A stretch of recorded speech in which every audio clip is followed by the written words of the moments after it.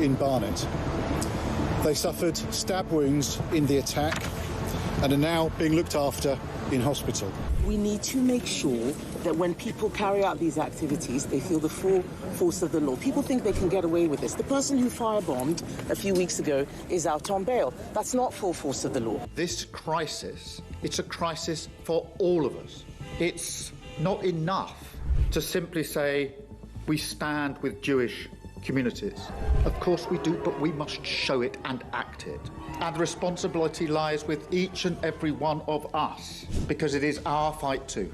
Let's stop importing people from countries where anti-Semitism is the norm. And if our London Mayor, Sadiq Khan, in his infinite wisdom and belief in diversity, thinks that's the sort of diverse view that it's OK to have on the streets of London and the police don't get involved, don't be shocked, and don't you bloody dare claim to be shocked or upset or care about Jewish people being stabbed on the streets of our capital city in broad daylight. This is on you. You keep getting proven right every single time. Jews are not safe in this country. Well, absolutely. No one can be surprised or feeling shocked that this happened. No Jew certainly is. I mean, we had Zach Polanski last week saying this was just a perceived threat. Well, we can see this isn't any perception. This is real. This is happening on the streets. This isn't just an anti-Semitic terror attack. This is an attack on Britain, on the Western liberal democracy and values. The first politician that uses the word shocking, I might just go and throttle him, because this is anything but shocking. It's the most expected thing is almost overdue, if you ask me, because, I mean, I just left Israel last week. I thought it would be the last time we were woken up by explosions, but clearly not. The Jewish community is our community, and their safety is our safety. And we have to make it absolutely clear, robust, strong leadership, and this has to stop. Because otherwise, it's almost being normalised, and it's terrifying, and we're sick of it. Our plan is a complete step change in how we protect communities, moving from piecemeal responses to a sustained nationwide effort, one that ensures that people across the United Kingdom, across the UK, on DAB+, on your smart speaker, on your smart TV, and on your side. This is Talk.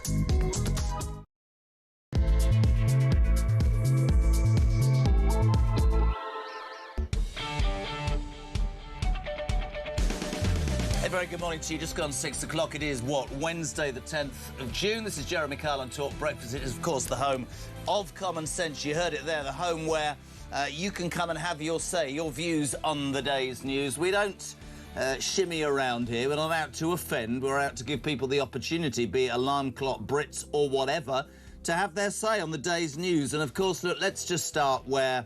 I mean, we finished the show yesterday at 10 o'clock when this horror story from Belfast was kicking off. I listened intently. Julia covered it, Ian covered it, Kevin covered it. It's been and is on the front of every single newspaper and at the forefront, quite rightly, of every single news outlet. The Times nails it. A refugee charged with medieval knife attack. The images are revolting.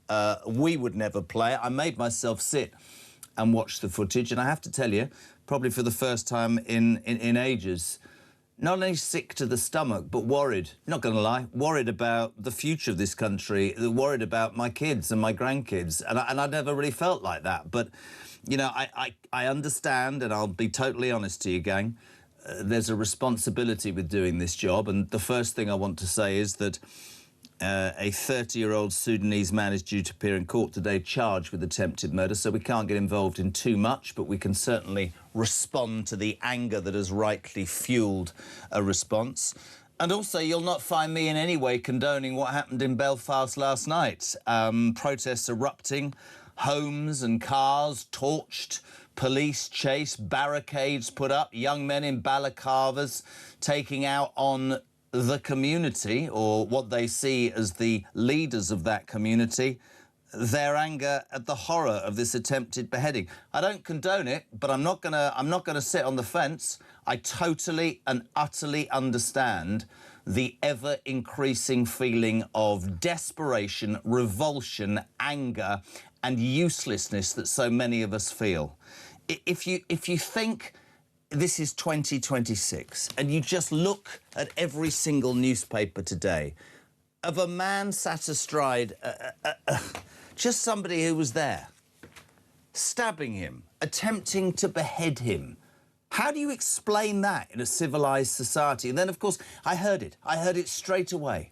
I knew exactly what was coming, because it turns out this was a Sudanese man who'd managed to find a loophole and get into Northern Ireland on a bus from Dublin because there are no checks. And of course, you knew instantly it was going to amplify and it was going to centre on illegal migration. Nigel Farage, yesterday afternoon, I think actually late yesterday morning, said it is really important that the British public are told who this man is and where this man is from. He was accused of stoking the fire. No, he, I believe, wanted to avoid what happened in Southport, which was that we weren't told anything, and mad, bizarre theories started online and resulted in trouble.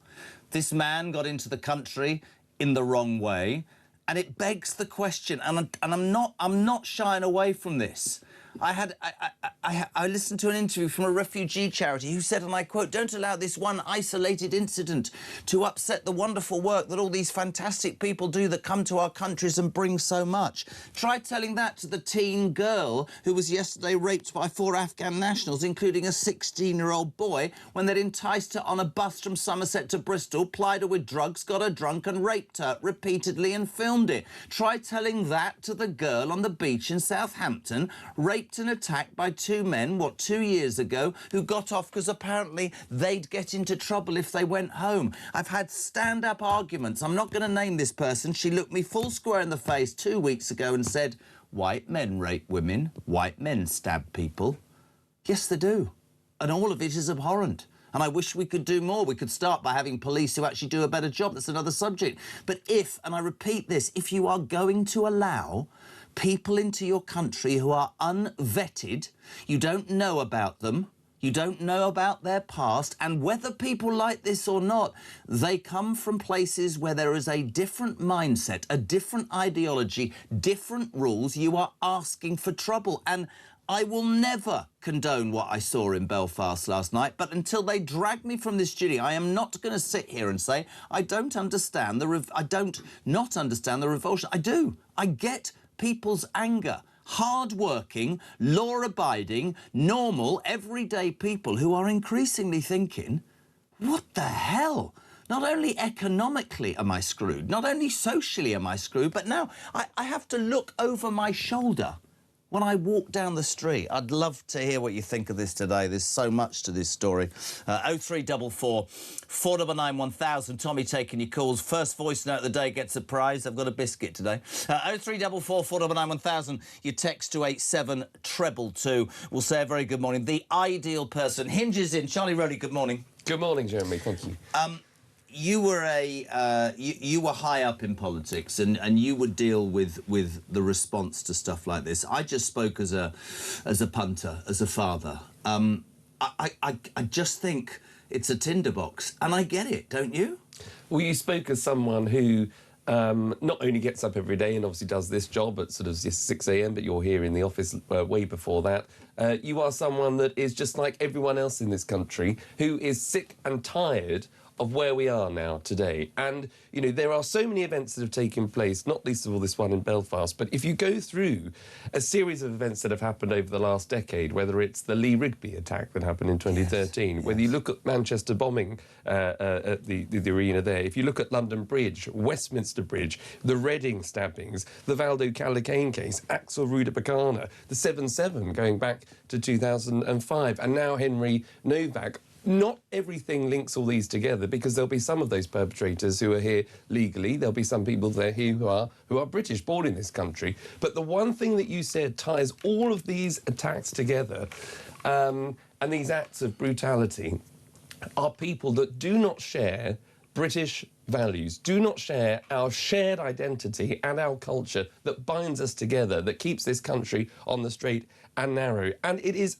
to a point, you're absolutely right, you know, Britain is now at boiling point. The people who carried out the attacks in Belfast last night, you know, kicking in people's front doors, kicking in their windows, setting fire to people's cars, that is abhorrent. That should obviously absolutely be... abhorrent. And don't anybody mistake our total anger today on people who don't... There's no way we would condone that. I think it's absolutely... But I've started to fear.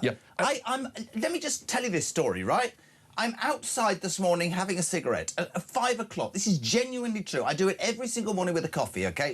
That's the way it is, right? There's a man.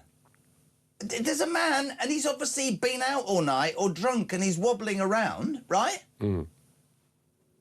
And I'm looking. I never do that, man. And I'm being serious. And and that's the way. That's the feel of the nation today, Jeremy. It really is. You know, there's no justification, as we said, for what happened last night. But the explanation is because we've seen far too many instances of this kind where governments, both Labour and the Conservative, have probably said, there, don't worry, this is a one-off, or we can't, you know, allow these examples to sort of cloud our judgment about... That's what the refugee people say. Don't let the far right use this as an excuse. Exactly. But that has shielded, I'm afraid, the situation where we have got to today, where there are people that are just far too many people that have come into this country or are in this country legally, but have not been integrated, that don't share our values, they don't stand for the British way of life that you and I do, that feel as though they can come in and do whatever the hell they like. And enough is enough. And it's got to this boiling point. Things don't happen just because of a few tweets of a few politicians or political activists. This is where the country has been simmering. And it has now just reached boiling point. Completely. And that's why there's no justification of what we've seen last night. But that's the explanation. People across this country are sick and tired. They're fed up of these acts of violence against local people in communities that just get up, work hard, play by the rules, do the right thing. Britain feels as though it's not safe. It feels it's under attack. And there now has to be a clear response from government to make sure that actually people feel that the government is really on their side and they're going to do everything they can to tackle it. Could not agree more. Wayne, straight to it. Good morning. Morning, Jazza. It's Wayne, mate, from Erdington in Birmingham. This truly is a bleak day for everybody in Great Britain. Well, a bleak period, should I say. We've had successive governments forcing these migrants upon our communities, destroying the fabric of our very being. Nobody asked for it, mate. Nobody's asked for any of this. To be honest, we should declare a state of emergency, and we shouldn't let one single boat, one single migrant set foot on those shores when this government clearly can't protect its citizens from being robbed, raped and murdered. Keep up the good work, Jezza. Ta-ra, mate. And for people who... And I know you, Alarm Clock Brits, you're brilliant. I totally get where Wayne is, right? I've read this morning... I get all the Northern... We've got Northern Ireland politicians, we've got people on the ground, we've got an amazing show lined up. I get the people, right? I get the people who say... Quite rightly, that is not the way to respond. But those very people in Northern Ireland last night are saying, how the bloody hell do you want us to respond? Because nobody has done anything. Because we hide behind this mask of, let's not upset these people. Let's have it out. Let's just, if this is the last ever show I do, let's be honest, right? No, Darren Jones, 90% of the people coming illegally on boats are not women and children. They are young fighting men who drop their passports and paperwork in the sea 12 miles out. They come here because we're as soft as nearly said it, and they come here and they abuse. And as Charlie Rowley said, they live a different life. They have different values, if you can call them values. And they're not interested in Great Britain. They're not going to answer it. And I tell the story every night about the man, every morning, who picks me up at 10 o'clock when I used to do Drive, who came from Bangladesh with his brothers, who is more appalled. If I spoke to him this morning, if I spoke to Carmen this morning, he would be absolutely outraged because he embraced Britain, thanked Britain, learnt the language, paid tax, set up a business. He finds it abhorrent to the point of anger. You can see it whenever I meet him and talk to him. It is unbelievable. So much of you... so many of you responding already. 0344 499 1000. Amanda, good morning, JK. Shame on the welcome self-righteous fools. How many more horrors on our streets will it take for them to face up to reality? I speak for everybody. Enough is enough. Sean in Gloucester, yet again, bloody furious. We've had enough, JK. We're being murdered, raped, pushed to the back of the queue and told we have to keep quiet every single day. If we do say anything, we're racist, far-right thugs, and all they say is platitudes and deny any issue. If they come out with lessons will be learned, but they never are, and they continue to do the same crap. They will blame Nigel, they will blame us, they will blame Brexit. We need these loonies out of power. It is utterly, utterly ridiculous. Let's say good morning to Guy. Please, people, remain calm. Since 2000, every government is guilty of wrongdoing to the British public. Absolutely, Guy. And I will repeat what Charlie and I will say all morning. None of us condone those revolting scenes last night. Those, you know, footage showing cars and buildings set on fire, a Gilda Blast, burning vehicles, fire brigades being chased, black smoke, police cars being attacked. Nobody condones that. But it is fundamentally wrong not to say that unless this problem is dealt with, this is... What did we have last week when Nigel Farage said rage and everybody went, oh, you're inspired? Do politicians, are they so stupid to not think that the British people, the silent majority, have themselves had enough? And they're no longer... Great word there, platitudes, right?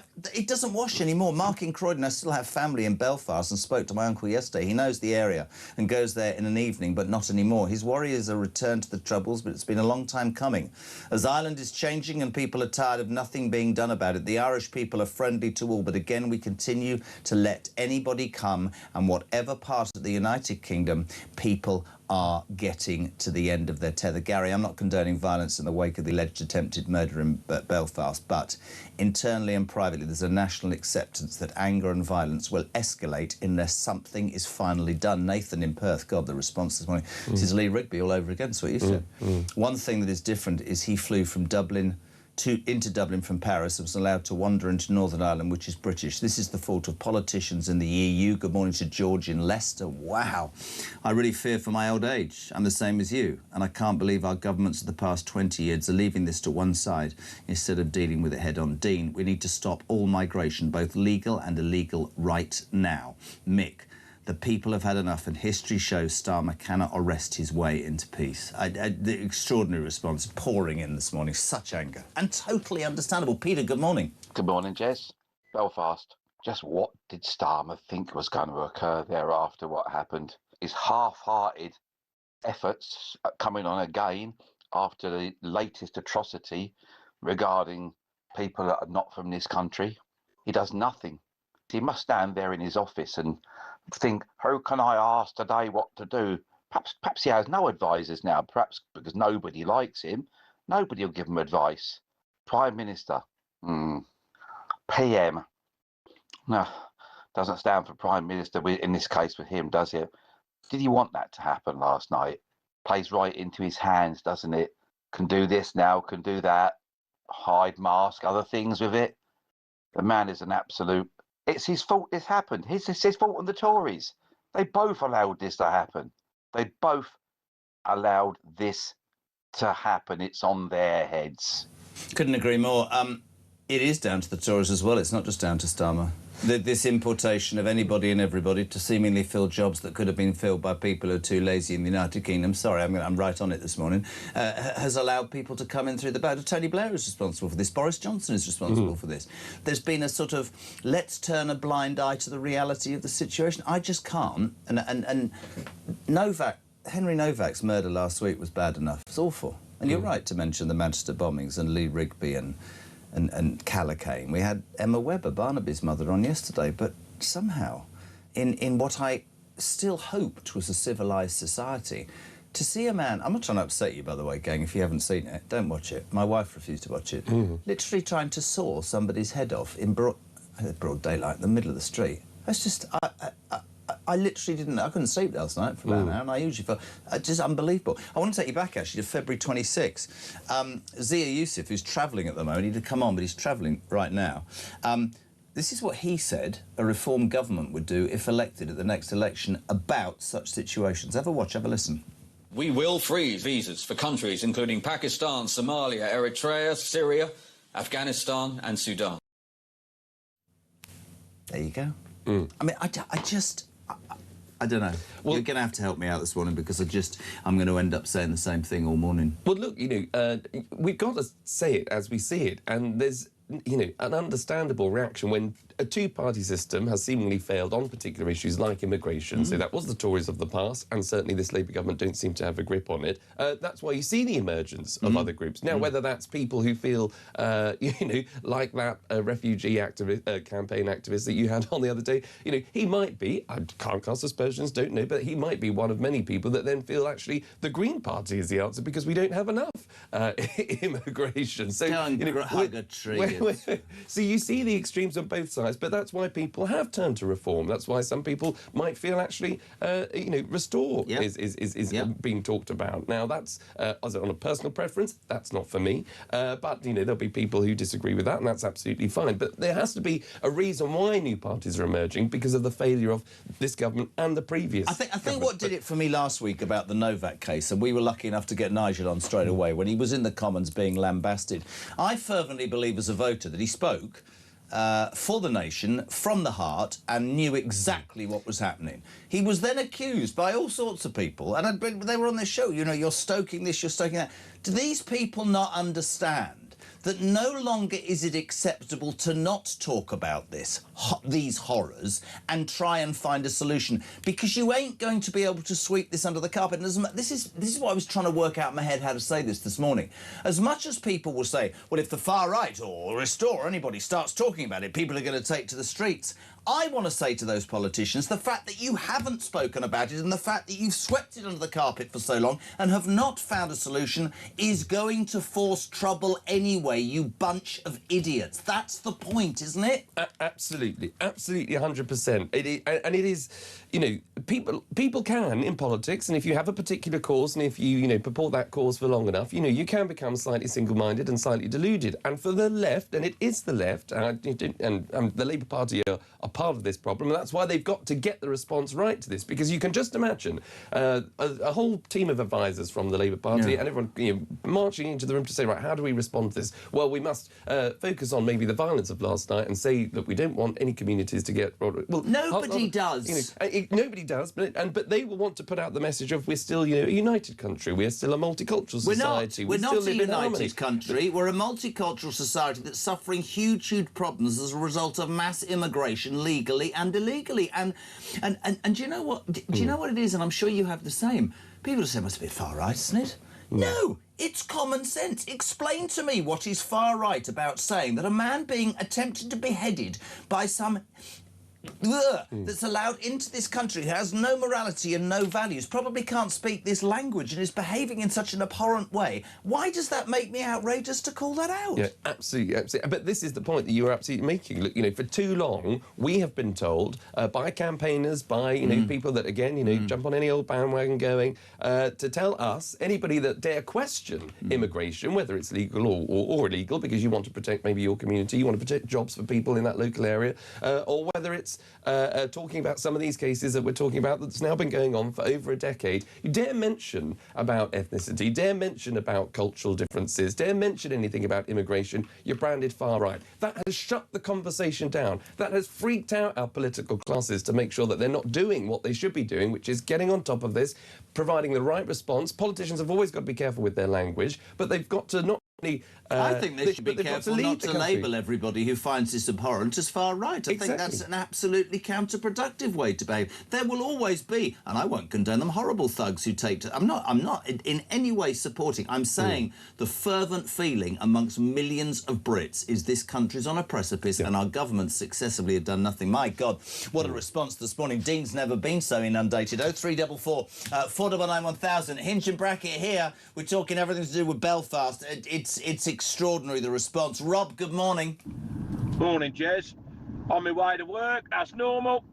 Listening to you talk about the thing that happened in Belfast last night, all the unrest.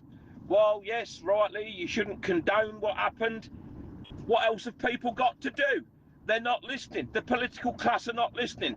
These people who are coming over here illegally, they're rapists, terrorists. They're coming over here. It's literally like putting a wolf in a sheep field. You are giving them a target-rich environment. You haven't vetted them. You've done nothing.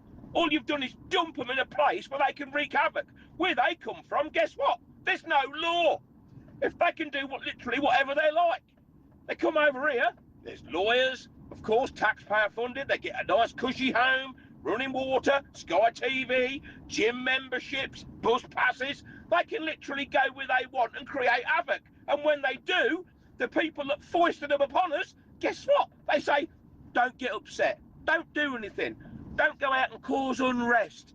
Well, I'll tell you what, mate, stop reaping, then you might not have to sow it, because this country is absolutely on the edge. They cannot take much more of people getting stabbed, raped, blown up, you name it. You foisted it upon us for the last 25, 30 years, ever since Blair said, I'm going to rub your noses in it. Well, guess what? What goes round comes round. And I think the political class have got a very, very, very big smack on the nose coming.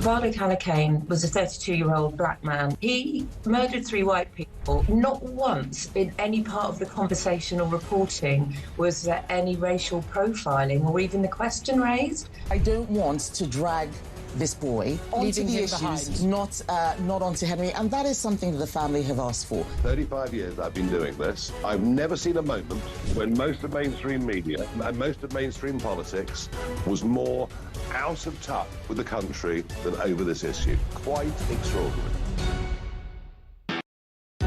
Across the UK, on DAB+, on your smart speaker, on your smart TV, and on your side. This is Talk. Welcome back, 6:27. Jez and Charlie on Talk Breakfast, the home of common sense, the place that the alarm clock Brits come to have their say. Somebody's texted, Don, you're getting very angry. Yeah, I'm getting angry, and I'm probably going to get angrier. Nicola from Norfolk. Morning, Jez. You said every front page of the newspapers had the Belfast incident its top story. Last night I was watching the paper review on a certain station. One paper stood out because it didn't have that story. It decided to attack Trump. Which paper? Labour-supported Mirror. It's extraordinary, isn't it? Yep. Absolutely bloody extraordinary. Rog in Wales, well done to the public who intervened and helped save that guy. Really good point, Rog. You see that guy with the hurling stick? Amazing. When the government don't protect you, you expect the police to protect you. When the police don't protect you, you expect the courts to protect you. When the courts don't protect you, you know you have to protect yourself. And there again, much like that angry text message, I'm not condoning anything, but I totally get it. I get the anger that fuels it. Gary and Bolden. How else do we change, Jez? Because we've tried the damn ballot box and that didn't work. Bill, good morning. The terrible stabbing in Belfast, gang. Starmer and Herman have been warned. Close the borders. It's starting the normal British... What? It's starting.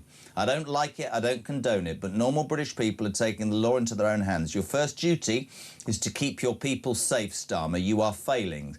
Our values are being thrown back in our face. Filling Coventry. We've never wanted these migrants. We've constantly voted against it. It's blatantly obvious that successive governments wanted it, not us. Time for change. We've had enough. Christina, wow. Nigel has been saying for a long time we should call a state of emergency. Perhaps people's eyes are wide open. Paul, morning both. Your caller Wayne is right. The country is ruined unless we can somehow get the left-wing ideology out of what's going on. To highlight the problem we have, how do you say that? Antifa? I always get it wrong. The Antifa? Thank you very much, dude. There yesterday in Belfast saying, get the right wing out and immigrants are welcome here. Yeah, I mean, absolutely. It drives me mad. Sarah, people have never texting. For decades, we've voted for less migration. Look what they've done. Voting doesn't work. We've had peaceful protests. They call us far right. That doesn't work. What the hell are we supposed to do? I'm past just the point of caring what people do to get the people who we pay to listen to us. Personally, I'd rather we went on a national strike, but that's not. I will never condemn the insidious violence in our streets coming from the other side, but they don't care. What else are people supposed to think? It's so obvious, isn't it, Charlie? Yeah, and absolutely. And, you know, people are coming in, 10 a penny sort of with the same response. And that's the thing, because that is the feel of the nation. That is the mood of the nation. And it is for politicians Isn't politics to respond. about feeling the mood of the nation? Get this from Kenny. This is a brilliant message. Tell me, if it were politicians and their families being targeted, what would happen? I'll tell you what would happen, he says. The borders would be shut down within 5 minutes. It's like those people who say, build houses, but not in my constituency. I just... You know, this is where, in my mind, and I'm not a political advisor, but I could do a better damn job than our Prime Minister, I would be, yesterday evening, addressing the nation, talking to them like I talked at the beginning of this show and saying, enough is enough. I'm bringing in emergency powers. We know in Parliament, which I think is very interesting, you know this, they brought a rule through about British Steel in 24 hours. They've got the biggest post-war majority. They could bring in emergency powers, they could stop immigration, they could close our borders, they could do anything. But they won't. And what worries me, it worried me about the Tories who seem to think, you know, the Boris wave, let's just let millions in to do jobs. No, why don't you make the British people who are feigning anxiety and depression work? This lot, I think, are importing their voter base. And that's even worse. Well, you've also got a hierarchy of government where not least of all the Prime Minister, but obviously the Attorney General, Lord Hermer. Don't get me on that numpty. How is he in the Cabinet? I think they're mates. But, you know, they are both lawyers, international human rights lawyers, where the mentality, and this will, you know, I'm sure probably get people going if they're Don't not tell already. me, don't tell me this don't tell me it's an ongoing legal case, so I can't think, but you're going to tell me that Hermer would defend this man, aren't you? Well, not maybe that far, but, you know, you never know. He's got form. But this is a group of people who will always, I think about the international connotations. Time to think about your own people, Hermer. Exactly. And they don't understand, I'm afraid. They are very wealthy. I'm sure they've been very intelligent in previous jobs, and they've got to where they are, and that's all very good for them. They've got a lot of money. They can live in North London in some lovely nice townhouses and all the rest of it. They do not understand what is happening to communities on the ground up and down this country. That's why they do not feel the anger that we all feel. They don't get it because they think that we're wrong. They think that we are just Little Britain, that we're the Little Englanders, that we're slightly far right. You know, the Prime Minister attempted at one stage to come out and try and seize the mood of the nation by calling us an island of strangers. Well, he was absolutely right. The only thing he did wrong, actually, at that speech was to do a U-turn on it and say, oh, sorry, I didn't realise what that language kind of meant. Actually, I don't think that at all. I think we should just be all, you know, peace and harmony, hold hands, kumbaya, let's go around the fire. Doesn't work, man, anymore. Doesn't work. It really doesn't. Jay, good morning. Morning, Jez. A great show as always. This has been going on for far too long. Starmer, everything the guy says adds fuel to the fire. Whether it's with the President of the United States and what he's up to. I mean, you've only got to look at the Iranians have hit Cyprus. We've had Iranian spies arrested over here. We've had Iranian assassins trying to knock out an Iranian journalist over here. We've had them Iranian terrorists that were detained by the police that were going to attack a synagogue. The amount of Iranian-backed stuff like the ambulances that were blown up the Jewish... People are seeing this stuff on the daily. Then you've got to add all the rapes, you know, plus the hidden stuff. Then you've got to add all the violence, like Northern Ireland, like, you know, Henry Novak. People are starting to get to the point. There's loads of good people from overseas here. You know, the Filipinos, the Polish, the Lithuanians, there's loads. But enough's enough. He needs to stop the boats, put his foot down and say, OK, we're listening. I don't understand, and I haven't for a long time, trying to quell my anger. It's not going to be quelled, but I'm just trying to do it correctly. I don't understand why successive politicians do not understand what's going on in front of them. I also do not understand politicians who, if somebody dares to call it out, as Farage did last week, and others have, clearly, they get short shrift. I think there's a fear of acknowledging that this test, this multicultural test, has failed. I will stand full square behind anybody who comes to this country, is proud to live in this country, learns its language, adopts its values and provides. And what's the word? But just plays the part. I am no longer being able to support, well, not that I have, in any which way, people coming to this country to fleece us with no values, no morality, to attack our children or our women or our society in general, to set up their own enclaves, to have their own courts. It's absolutely dreadful. I've never known response like this, by the way. Margaret in Birmingham, good Lord, this has to be a wake-up call. Starmer should call a Cobra meeting today. Where is Shabana? Not a word. You can stop the boats, but the will to do it is not there. Morning, Jez. Be careful what you wish for. Emergency powers. The left will wait for the public to hold their hands out, begging for order. Emergency powers implemented. Election cancelled. The left remaining in power. Oh, God, Kim Jong-yong's about to land, according to that person. Tony Kirk.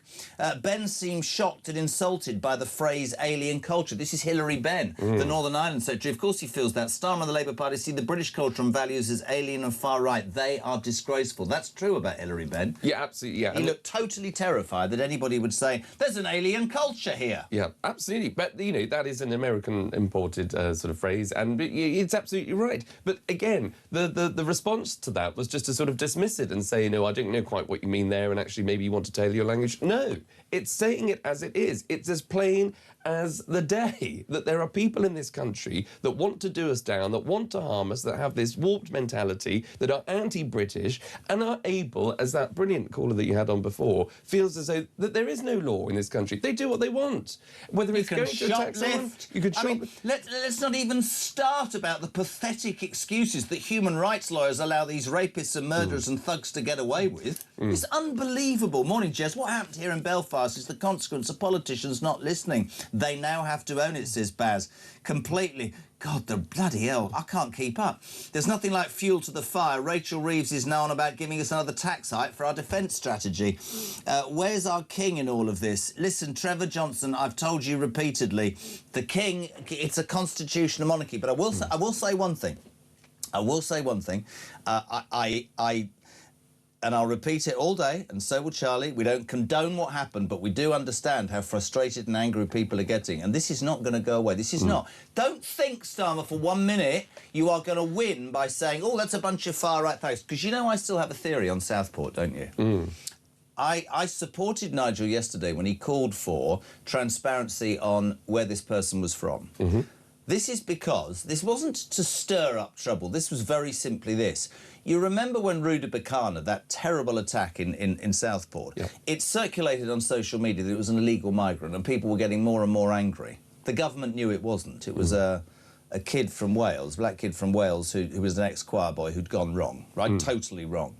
But they didn't release that information, if you remember. There were riots. He then jumped up, Starmer, said everybody's far right, arrested, imprisoned and did whatever. Suddenly there were police and spaces in jail. Yesterday, Farage wanted, right, to say, who is this? Now, the left will say he did that to stir up trouble. No, it's the truth, isn't it? It's absolutely the truth of the British people. Jesus, the response. Charlie, good morning. Not you, another one. Morning, Charlie. This is Charlie, just about to set off for work to pay that 40 billion welfare bill. The reason this government keep on admitting these illegal migrants into the country is because they're all potential voters. That's what this is all about. Flood the country with voters, stay in power at any cost. This is what we got coming. This is our future if we don't put our foot down. Saying that, not very good move with all the Irish rioting last night. Don't agree with that. But I can understand their fury because nothing's being done. Little girls are being abducted and people are being attacked with knives randomly, and there's more to come. Stay safe, everyone. Over and out.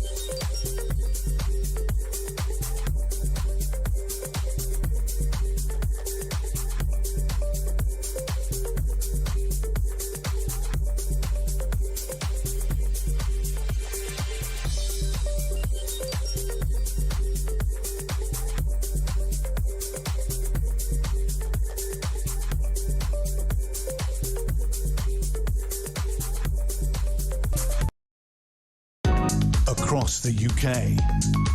On DAB+, on your smart speaker, on your smart TV, and on your side.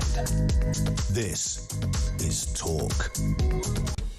Welcome back. 20 minutes to 7 o'clock. We're live across the UK. You're very welcome to Talk Breakfast. It is the home of common sense. There's only one story in town. The horrendous beheading yesterday. A 30-year-old Sudanese man is due to be in court today. So it is a legal situation. We have to be very careful. But the response to the anger that you feel today is palpable. We share it. Protests, of course, erupting in Belfast overnight. Homes and cars being torched. Buses, fire brigade crews being chased around the city. I don't and will not condone anything like that. But I am not going to sit here and not pretend that I don't understand the palpable anger people are feeling. It doesn't work to take it out on your community. You play into the hands of the authorities. I would never condone that. But if politicians continue to stick their heads where the sun don't shine and not accept that we have a major, major issue, and this...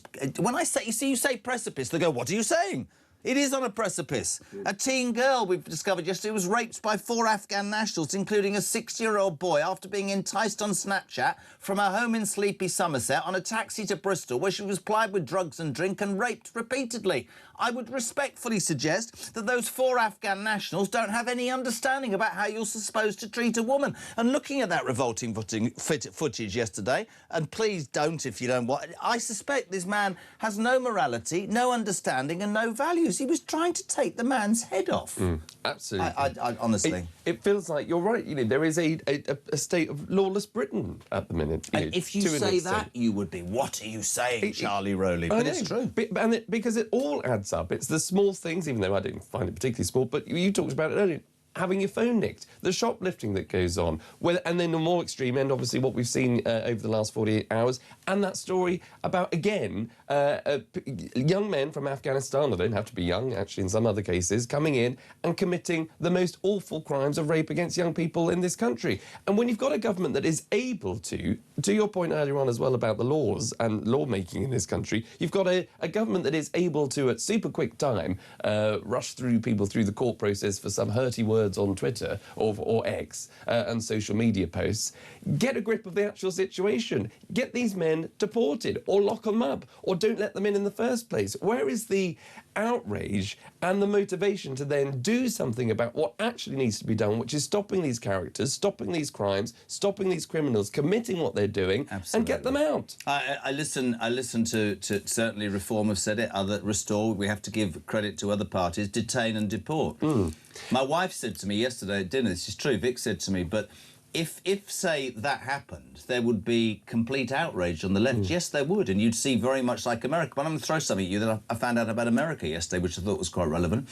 The 3 months, March, April and May last year, or the year before, but basically 4 million people came in on the southern border. Do you know how many in the corresponding 3 months, 12 months later? 400. Now, love him or hate him, that's what he said. Something... Have I done Charlie already? Have I done Charlie? We've done that. Something tells me that we're getting to that point. Sean's in Bradwell. Jez, history tells us when politicians and those in power don't listen to the people, very bad things happen. Unfortunately, and I hate it, I think we're at that point. Simon, I don't believe anyone can change the trajectory we're on, Charlie. He says the people are here. The birth rate for many communities far exceeds the rate for indigenous people. Many people have not and never will integrate. They have no interest in our country's values, culture or history. I don't want to be a miserable git, he said, but he's in Durham. I wake up in the mornings and think it's over. I mean, how bad's that? Well, terrible, and that's why you need a good enough political response, and which has clearly been lacking over the last, Are they frightened to face up to it, politicians? I think they're... Well, I mean, I can't really speak for this government, but previous ones, and certainly the Tory government, I don't think there's a lack of fear, but it's a lack of conviction. Yeah. And you want a conviction politician, someone that does get it, that's someone that isn't going to be, swayed by a lawyer that comes in to say, well, Prime Minister, if you do have the Rwanda scheme, for example, you might be faced with a hell of a lot of backlash, and you might have to take these... But who cares? Get them on a plane. Absolutely. Get but them that's not Rwanda. leadership. I'm going to give you a stupid example, and it's too close to home to give out names, but a mate of mine gets offered 20 years ago the biggest boss of the biggest radio station at the time. And they've had 7 bosses in 7 years. And he says to me, do I do it or not? And I go, absolutely. And he went, but if I implement what I want to implement, I'll be 8 in 8 years. And went, but you don't know unless you try. Have the conviction of doing it. And he went in and he did what he said he was going to do, and he lasted 8 years. I just don't think we have politicians. I think they're too scared about reaction, but the irony of that is by doing bugger all, the reaction's even worse, isn't it? Phil, good morning. This is Phil. Morning, Jeremy, and good morning, Charlie. My wife is from Northern Ireland, and yesterday, when she heard the news and found out, I saw on the face the expression of cold rage, and the words that come out of her mouth actually were a little bit chilling. Very simple, very blunt, very calm. And they were, oh no, they don't know what's coming. Thank you, government. Thank you, Conservatives. Thank you for betraying us. We see you. Morning, JK. When Starmer calls anyone that criticises immigration far right, he boxes himself in as if he were to take the necessary actions to prevent this. He will be ousted by his left-wing backbenchers. It's true. Yeah, and you're absolutely right. But what could happen after our post-Starmer, we'll never. We have to wait to find out. But the last call is absolutely right. But what's happening specifically in Northern Ireland? Which is.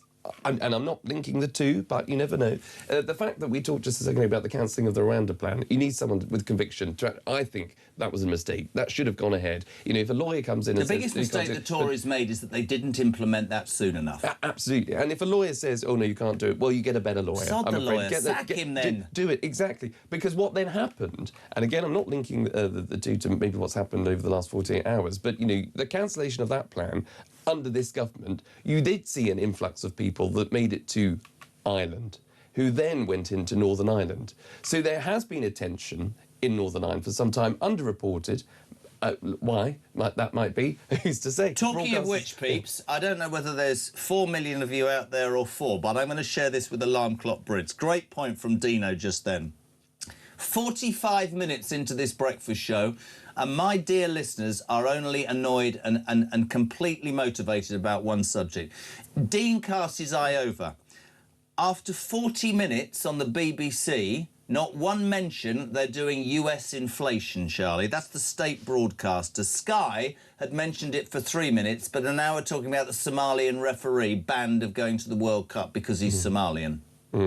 What are we doing? What is going on? And to your point about the Mirror, and the media's got to hold media organisations to account just as it holds government to account. And when you've got, as you say, on every other front page, I mean, look, it's even on the front page of The Guardian, for goodness sake. So they get it. This is the #1 story in town. This is the only story. This is about the country, how it feels for too long. It's been taken for a ride, and how we respond to these kinds of crises. Every broadcaster should be carrying this story, and they should be waiting. To your point as well, they should be asking themselves, where's the Prime Minister today? Where's the Home Secretary? How are they going to respond? There should be a whole conversation about that, because this is what the country needs. It needs leadership. It needs a response. It needs an accurate one to make sure that actually as a country we feel safe. Because nobody feels safe at the minute. No. I think. And I'm totally with you. 0344 499 1000. Thank you so much for your response. David, Thomas.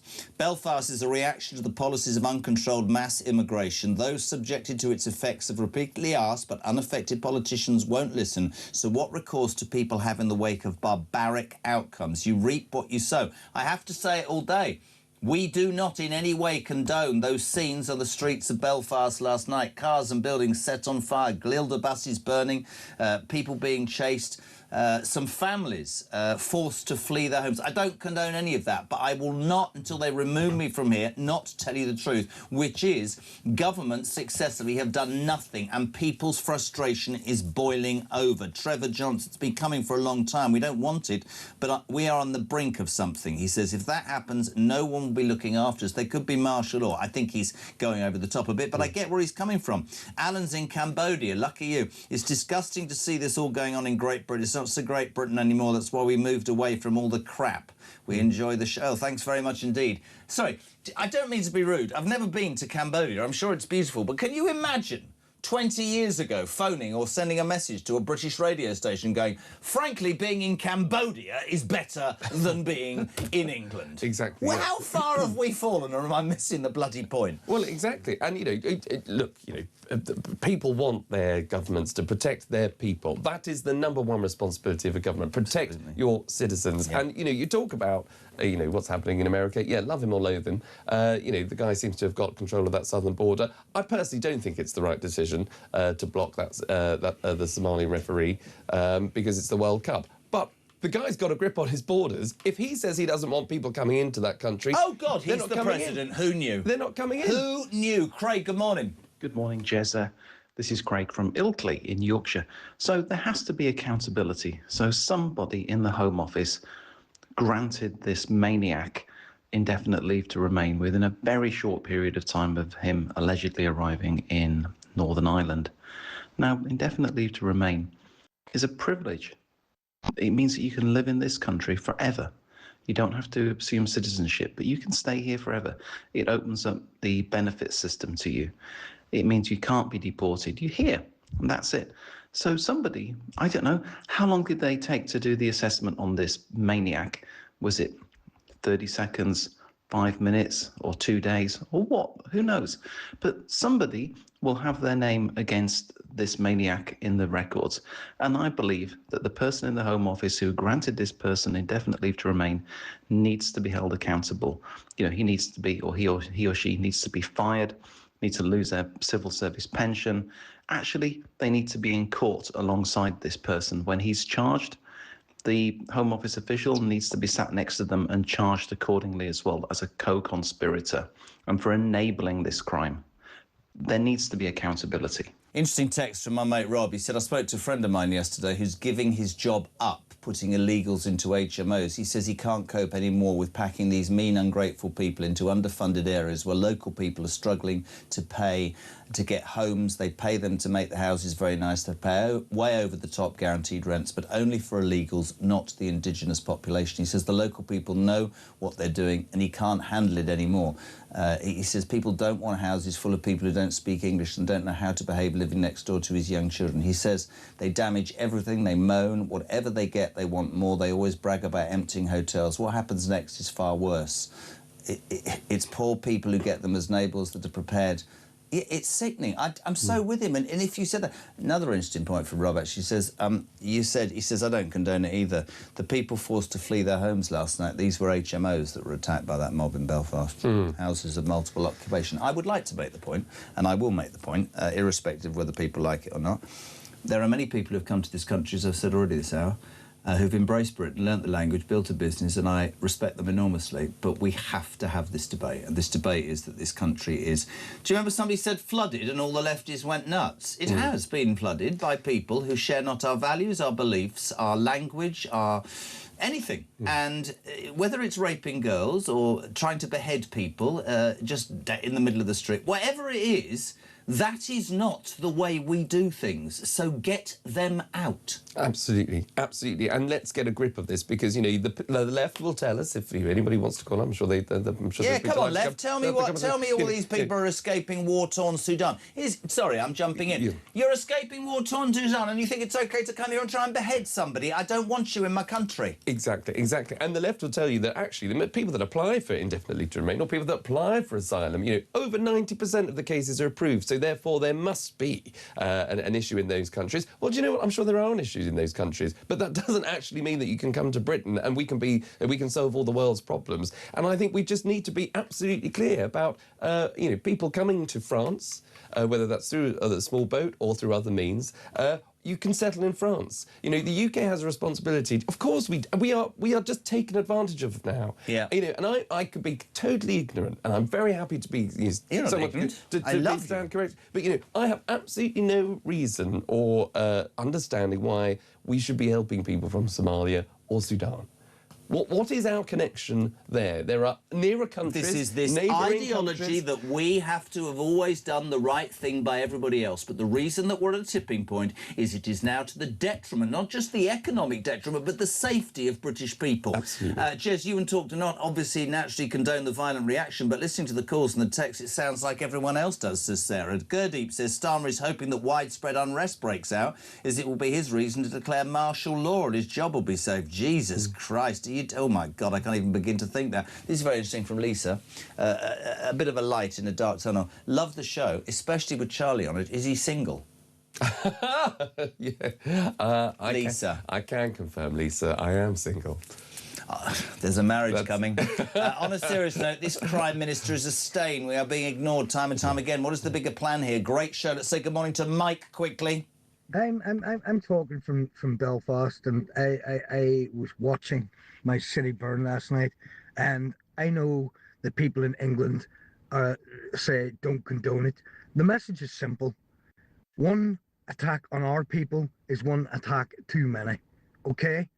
And the scenes that you've seen were a very, very clear message. They may not have been right, but it's been going on in this country for years. And we split and done something differently. We came together away from the sectarian division that we have already, and we sent a very clear message to England, Scotland and Wales. One attack on our people is one attack too many. And we will do whatever is necessary, or whatever it means necessary to make that change happen. It's as simple as that, guys. The violence may not be right, but we will do what is necessary. I repeat what I say. I understand the depth of anger. I get where it comes from. I cannot, will not, and never will condone the violent scenes, because unfortunately what happens is the innocents, the communities, but suffer. So I can't. But Mike makes a very point that we've been making all morning. You have to understand the gravity of this situation. You have to understand that this nation is feeling like it is no longer important. It's being taken over. And I don't care if people are offended by that. I think it is absolutely relevant to make that point. You've got to go. It's just gone so quickly. I know. But it's just to finish it, I mean, you got a minute. I mean, it's extraordinarily appalling situation. Absolutely. And you're right. You know, there is no justification for those scenes, but the explanation is just as that last caller who's actually, in Northern Ireland was saying. This isn't just on the back of people popping up now sort of from nowhere. This has been going on for a long time. The British people and the British public have been silent enough on this issue. They've been, they've tried through the ballot box, they've tried through, protesting in other ways. It is now at a point where, the simmering has got to a boiling point and politicians have to respond appropriately to get this under control. But I'm desperately sorry that I don't think that'll happen today. Mate, you're amazing. We love having you on. The excellent Charlie Rowley back next week, of course, on Talk Breakfast. Next, out of the news, we have Richard Tice, Deputy Leader of Reform. We have Peter Bleksley. We'll go live to Northern Ireland with our reporter. All that and more after the news at 7, which is next on Talk Breakfast.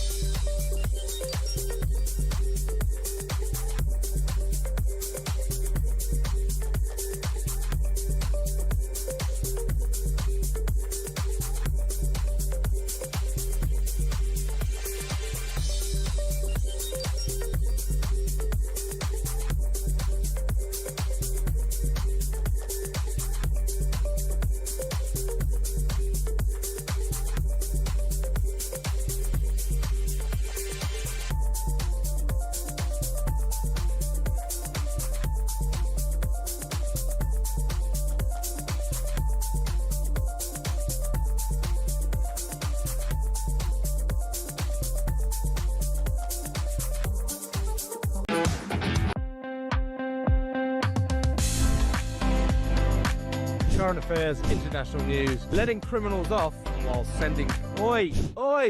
You shut up! I'm trying to record something. Stand by for 3 powerhouse hours of breaking news, challenging views. I don't give a flying damn about international law. I think people will viscerally reject this.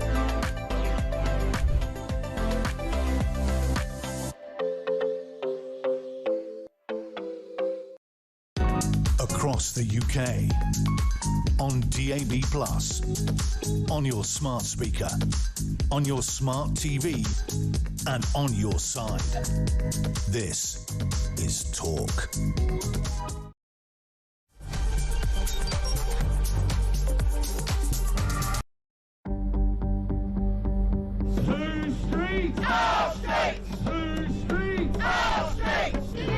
I've got some breaking news here. The Crowborough Army Training Camp could hold male asylum seekers all the way until 2030. Good. After the Home Office claimed it would take more of our money and then... Across the UK, on DAB+, on your smart speaker, on your smart TV, and on your side. This is Talk.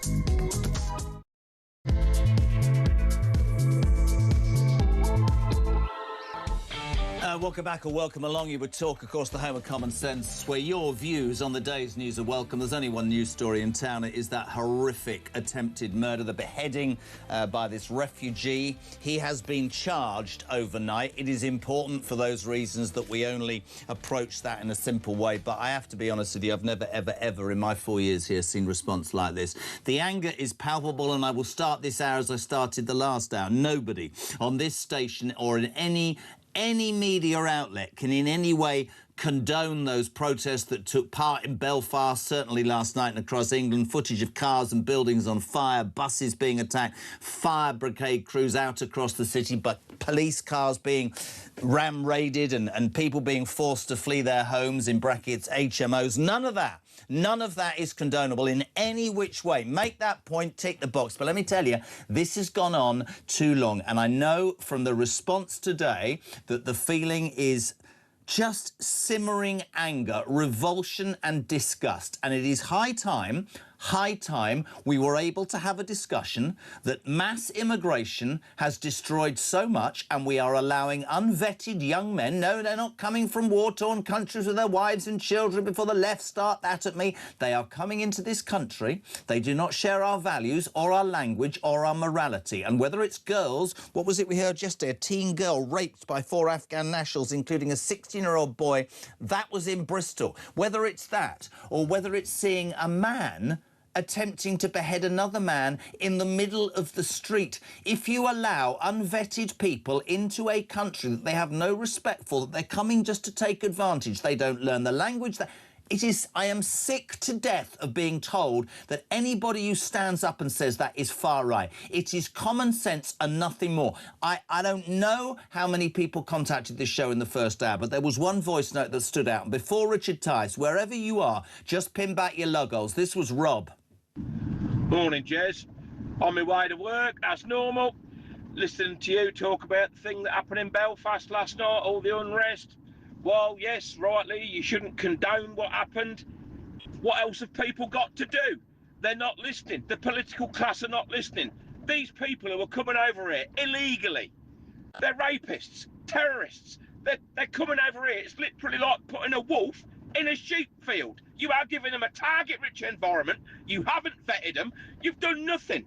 All you've done is dump them in a place where they can wreak havoc. Where they come from, guess what? There's no law. If they can do literally whatever they like. They come over here, there's lawyers, of course, taxpayer funded. They get a nice cushy home, running water, Sky TV, gym memberships, bus passes. They can literally go where they want and create havoc. And when they do, the people that foisted them upon us, guess what? They say, don't get upset. Don't do anything. Don't go out and cause unrest. Well, I'll tell you what, mate. Stop reaping, then you might not have to sow it, because this country is absolutely on the edge. They cannot take much more of people getting stabbed, raped, blown up, you name it. You foisted it upon us for the last 25, 30 years, ever since Blair said, I'm going to rub your noses in it. Well, guess what? What goes round comes round. And I think the political class have got a very, very, very big smack on the nose coming. 6 minutes past 7. We'll say a very good morning to the Deputy Leader of Reform UK and the MP for Boston and Skegness. Good mate of mine, Richard Tice. Good morning. Morning, Jeremy. Well, that voice note, I think, typifies the despair that's become fury and anger up and down the country. Tens of millions of British citizens cannot believe what is happening to our country. And we all condemn any violence, of course. But in the Commons yesterday, I think it was Jim Allister referred to an alien culture that has arrived on our shores. And the Secretary of State, Hilary Benn, was confused and said, "What do you mean by an alien culture?" To which I shouted out, "Beheading is alien. You know, we don't do beheadings in this country, for heaven's sake." I mean, but that's what it's come to. That video footage was about the most distressing thing that anybody could ever see. Yeah. Horror after horror. You thought it was bad enough after the Henry Novak horrific footage last week. This week, you know, what's next week? And I genuinely, I don't know where this goes, but frankly, at some point, someone in the government needs to show some accountability. Well, where's Mahmood? Where's Starmer addressing the nation, Richard? I've sort of... Maybe he could address the nation at PMQs today, and maybe he could just resign. Do you know the thing that does it? And I want to have this conversation with you because you know you did it. There are rules to broadcasting, and I will start this hour as I started every single link in the last hour. No, of course I don't condone any violence. I think it's fundamentally wrong to turn onto your own community, and it plays into the hands of the politicians who make no attempt to find a solution to a problem. But this has been going on for years, as Charlie Roddy put so well earlier. This isn't last night in Belfast. This is Lee Regby. This is the Manchester bombings. This is Valdo Calacane. This is the Southport murders. This is Henry Novak. This is repeated governments who have allowed unvetted people into this country who do not share our values or our morality. They do not live by our laws. They don't learn our language. And you hide behind this left ideology that says, oh, we've got to be nice to the world. What I can absolutely tell you, and you've been telling me this for years and you were dead right, is, I mean, you used the word fury when you came on. Oh, my God. How can you say that without inciting people? It's beyond fury. There is a boiling point being reached, and it is wrong, I think, when you talk about this for politicians on the other side to say, well, you're fueling it. No, nobody's fueling it, mate. It's there. And if you stick your head in your arse for much longer, I dread to think what the circumstances are. That's not me condoning the violence. That's me saying, for Christ's sake, all of you, listen to the people, because the people have had enough, Richard. They really have. If they're not taxed to high heaven or legally screwed to high heaven, they see this happening in their communities, and nobody with a brain cell who cares about their family is going to do anything than be scared. I was out the front today on the way in, and this sort of man approached me. I looked over my shoulder. I would never do that, man. I'm 60 years of age. This country is...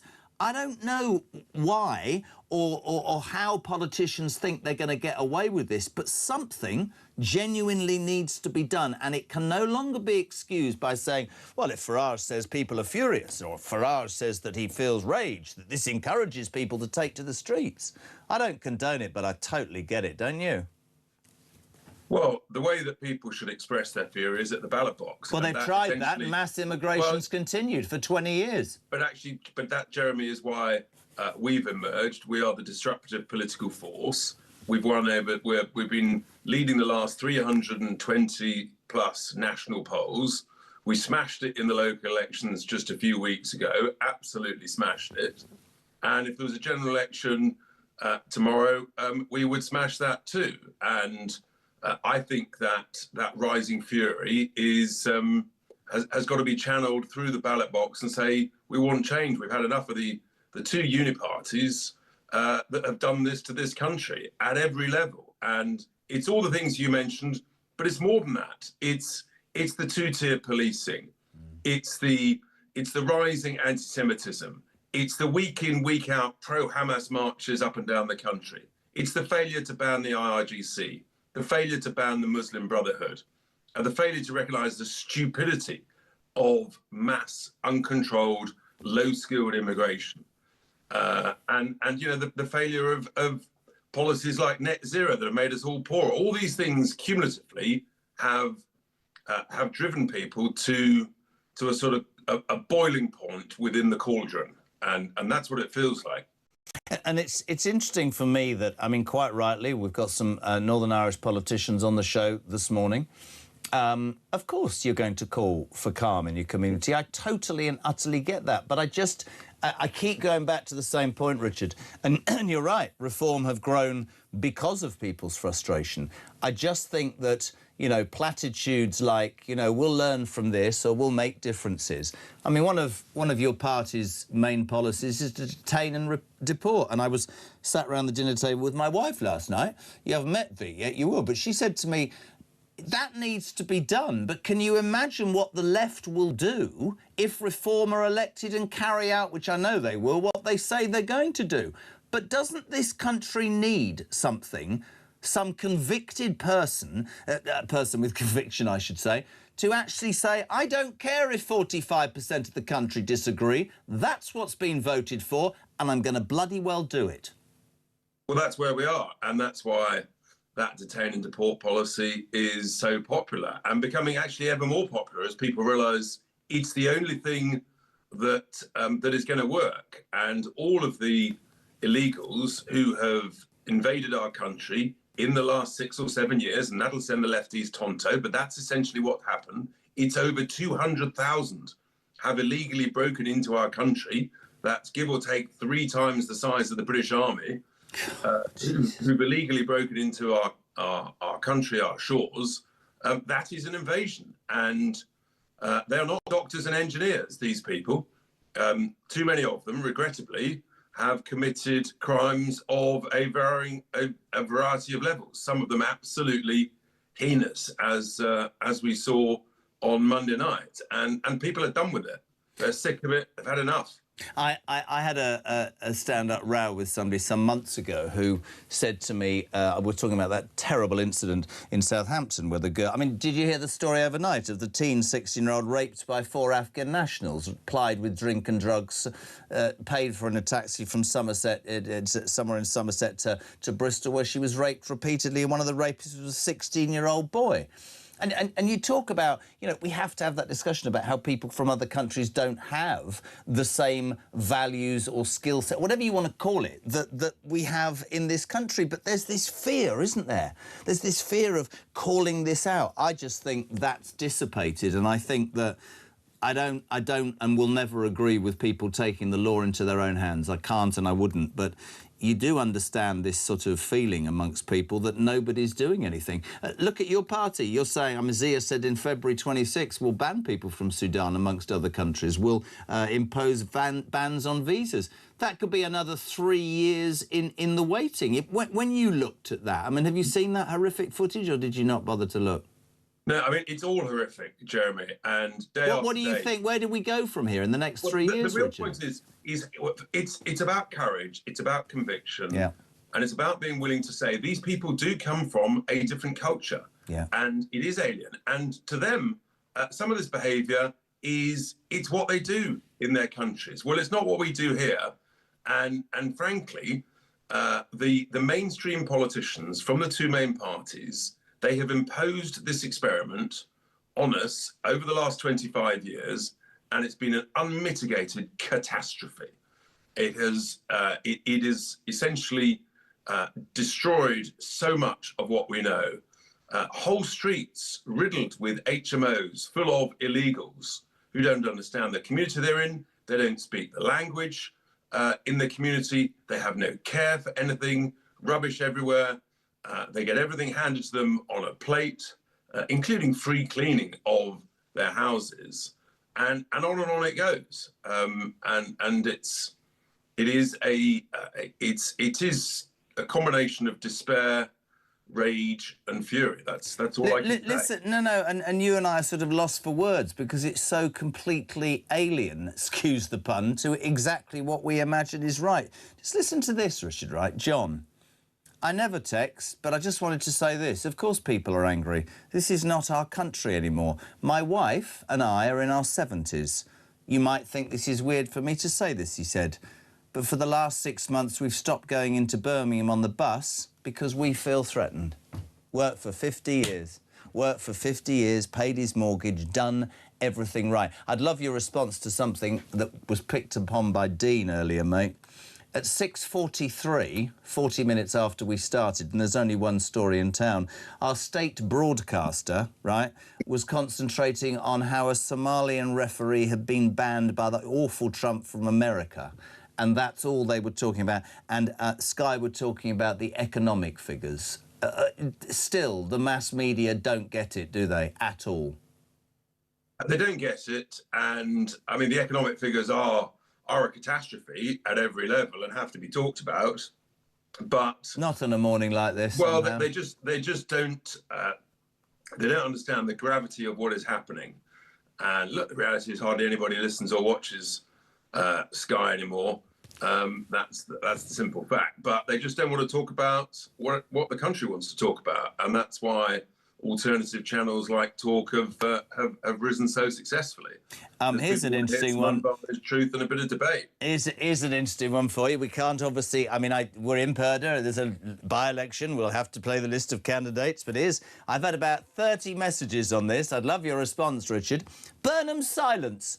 How bloody unusual. Surely Labour's Messiah with the dodgy eyebrows and the guy who's going to turn up and change this government and country has got something to say about this. But he, too, has said nothing. Like Shabana Mahmood and, well, the Prime Minister, it was just one of those vacuous little comments. That's quite interesting about Andy Burnham, isn't it? I wonder what he'd do about all of this when he waltzes into 10 Downing Street if he wins that by-election. Well, he's known as the king of the U-turn, Captain Flip-Flop, and he's just terrified. He's afraid of anything that is controversial, that is difficult, that requires hard talk, hard decisions. He's just not up to the job, frankly. He's a sort of soft, gooey, sort of waffle cake. Well, let's not forget that he was turned down twice by the Labour MPs and the electorate. He lost their leadership battle twice, but apparently now he's the Messiah. Kay says, can you ask Richard if this is what he thinks is the truth? She says, the problem in my mind with these illegals, with their right to remain, is they get the vote. Is that, Richard Tice, she says, why they've been allowed to flood this country by the Labour Party and before that the Tory Party? Well, it's some time before they get the right to vote, but I just think it's it was a deliberate policy to rub our nose in it with uncontrolled mass immigration, and we were told it would make us better off and culturally enriched. Well, it's actually made us worse off, and we are culturally a very, very great deal poorer. There's been no upside to it. The history books will write that over the first quarter of this 21st century, the two great catastrophic policy mistakes was mass uncontrolled immigration and net stupid zero. They are both impoverishing the nation at a terrifying rate. I'm going to finish this morning as only I would. I'm going to, amongst all the misery, put a smile on your face, OK? Is that all right? I've got a joke for you because I'm so depressed at the moment. I'm going to send you off. Watch the Deputy Leader of Reform smile. Do you know that 20 years ago, Richard Tice, we had Johnny Cash, Bob Hope and Steve Jobs. Now we've got no bloody cash, no bloody hope and no bloody jobs. Please don't let Kevin Bacon die next. Yeah, it's... Smile, Tice, come on! Smile, man! It's good. It's true. But, you know, we're struggling today, Jeremy. We're struggling last week. And it's just hard to know how to process it all, frankly. Well, listen, I appreciate that you, as so many others, are fighting for what you believe in, and we appreciate always the time that you give us here on Talk. Richard Tice, Deputy Leader of Reform UK, thank you for your time. 7:20. Is that Chris? Have we done Chris? That's a new one. We'll do your voice notes. So much response. If I haven't read your text out yet, we will, I promise you. 87222 is the text message. You can send a voice note, you can make a call 0344 499 1000. Next, a man who will have plenty to say. Peter Blexley on Talk's coming up. Morning, Chris. Good morning, Jeremy. Chris from Belfast here. Listen, I've been living and working in England for the best part of 12 years now, and I still go back to Northern Ireland every now and again to visit family and the partner. People describe this protest as shocking, and to be honest, I am not shocked. And I'll tell you another thing. The current protest has the potential to continue for weeks. This weekend, if I was a betting man, we'll see it worsen. I've seen protests like this before, like when Belfast City Council voted to remove the Union flag from the building about a decade ago, and that protest went on for months. The cause of this lies squarely at the feet of the politicians who brazenly dismiss the concerns of the ordinary person and wrap it up as a hate-fueled far-right division tactic. It's the politicians like Naomi Long who are so out of touch from the general populace, who continually misidentify genuine, long-simmering anger to be nothing but primal hate. And the first step to bring about calm and begin the end of the violence at these protests is to simply recognise people are angry, and why they're angry, acknowledge the anger is justified, and then to start taking some serious actions to address it. I don't agree with the method of protesting happening back at home at all. But Jeremy, this could have been prevented. It didn't have to get this far. Thanks for listening, Chris from Belfast. Could not agree more. And, you know, there are reports that there could be further disruption. I repeat, we don't condone it. But many people in Northern Ireland are saying that this is... the anger has crossed the religious divide. And let me tell you, when that happens, you're in real trouble. We touched upon the Makerfield by-election, which is, of course, the 18th of June. Andy Burnham attempting to return to Parliament. His mate stood aside. He could win a return, get rid of Starmer and be our next Prime Minister. So it's only right and proper, as we do the job properly, to list, ladies and gentlemen, in a public service announcement, these are your Makerfield by-election candidates. Jake Austin stands for the Liberal Democrats, Count Binface for his own party, Count Binface Party, Andy Burnham, of course, the Labour Party, Dan Clark, the Libertarian Party, John Dyer for the Independents, Ed Gemmell, the Climate Party, Paul Gould, the Independent, Alan Howling, Lord Hope, the official monster raving loony party, Robert Kenyon, Reform UK, Robert Pownall, Protect the Wild, Rebecca Shepherd, Restore Britain, Sarah Wakefield, the Green Party, Peter Ward, Rejoin the EU, and Michael Stanley, the Conservative Party. That's your list of candidates.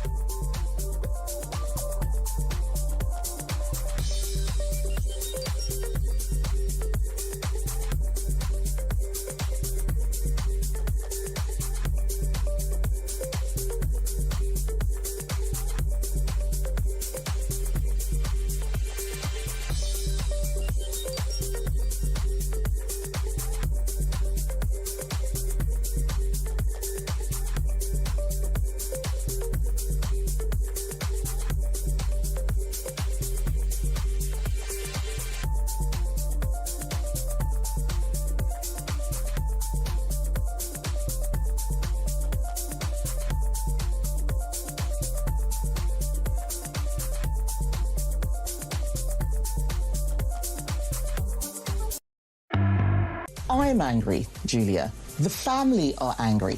Everybody who has seen that video or even heard the story understandably will be angry.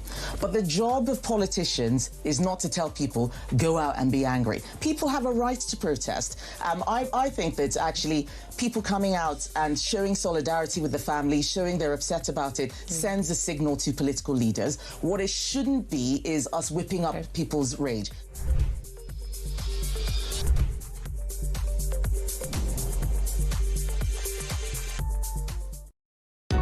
Across the UK, on DAB+, on your smart speaker, on your smart TV, and on your side. This is Talk. Welcome back to 7:25 JK on Talk Breakfast, the home of common sense and the home of the alarm clock Brit. And listen, thank you for your response. There's only one story in town. That heinous crime we reported on yesterday, a 30-year-old Sudanese man due to appear in court today, attempting to behead. I can't even... the whole thing's just... I don't think anything's actually ever turned my stomach as much. The man's fighting for his life in hospital. The Sudanese gentleman has been charged, so we have to be very careful, but it's opened up a whole can of whoop-ass, quite understandably. The anger in Belfast last night spilled over. Footage of cars and buildings set on fire. Don't in any way condone it. Will not, but I'm not going to sit here, whatever I'm told, and say that I don't understand that we are at boiling point. We are at boiling point. Think Lee Rigby, the Manchester bombs. Think Callacane. Think Southpaw. Think Rudabikana. Think Henry Novak. Something has to give. Morning, Jez. Lynn in Essex. What's happening around the country has been building for a very long time. The left and government can blame everybody they want. Musk, Robertson, Farage, but it's the government who are at fault. They have not listened to the people who put them there. I've been saying since the 80s that there will be civil unrest if we continue to flood this country. Eddie may or may not. I don't know why I did that. What a shame all our Navy ships have so many problems that are not in service, but the boats that pick up illegal migrants work fine. If only it was the other way around. Imagine, Eddie, what a fantastically good point. Jez, I was born in Islington. Oh, God. I loved my home town, worked in the city and felt safer walking the streets than anywhere. Now, we rarely set foot in London. It just doesn't feel safe. Maureen makes such a great point. Jez, no good morning, because it's not. Will it be sometime today that it was said by someone that the knife-waving, heinous idiot has mental health problems and we should feel sorry for him? Anthony in Bradford. Morning, Jez. Well, they've been warned 20-plus years in the maker. The election is round the corner. Labour can forget any chance of ever being elected again. They are done. Matt's in Derbyshire. Great show. Listen to you every morning whilst in the van travelling. Labour and Starmer are in well over their heads with this migration situation and have come to the point where they don't know what to do. So they chose to ignore it, and the majority of the British population. It's time to put in power a party that knows exactly what to do. Bring on reform. Mandy's in Surrey. Morning, Jez. As I sit here eating my toast this morning, this is why I'm thinking. The next victim of one of those savage attacks is doing the same with no idea what will happen to them. We just all have to hope that it's not just us. How bad does that? 5 times, Alan Cooper says, we voted against mass immigration. Ben, morning, Jez. We still have too much focus on illegal immigration. However, this guy was legal, which is the absolute core of the issue. Brian in Worthing, this government keeps poking the bear. God help us all. And loads of you responding to that Rob voice note, which I am going to play again now, because so many of you have said that this sums up entirely what is wrong with this country. Morning again, Rob. Morning, Jez. On my way to work, as normal.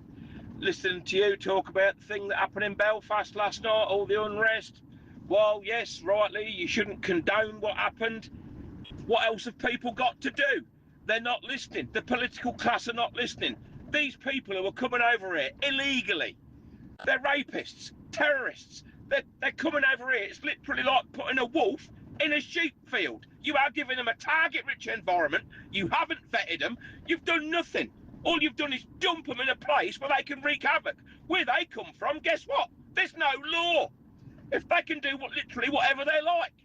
They come over here, there's lawyers, of course, taxpayer funded, they get a nice cushy home, running water, Sky TV, gym memberships, bus passes. They can literally go where they want and create havoc. And when they do, the people that foisted them upon us, guess what? They say, don't get upset, don't do anything, don't go out and cause unrest.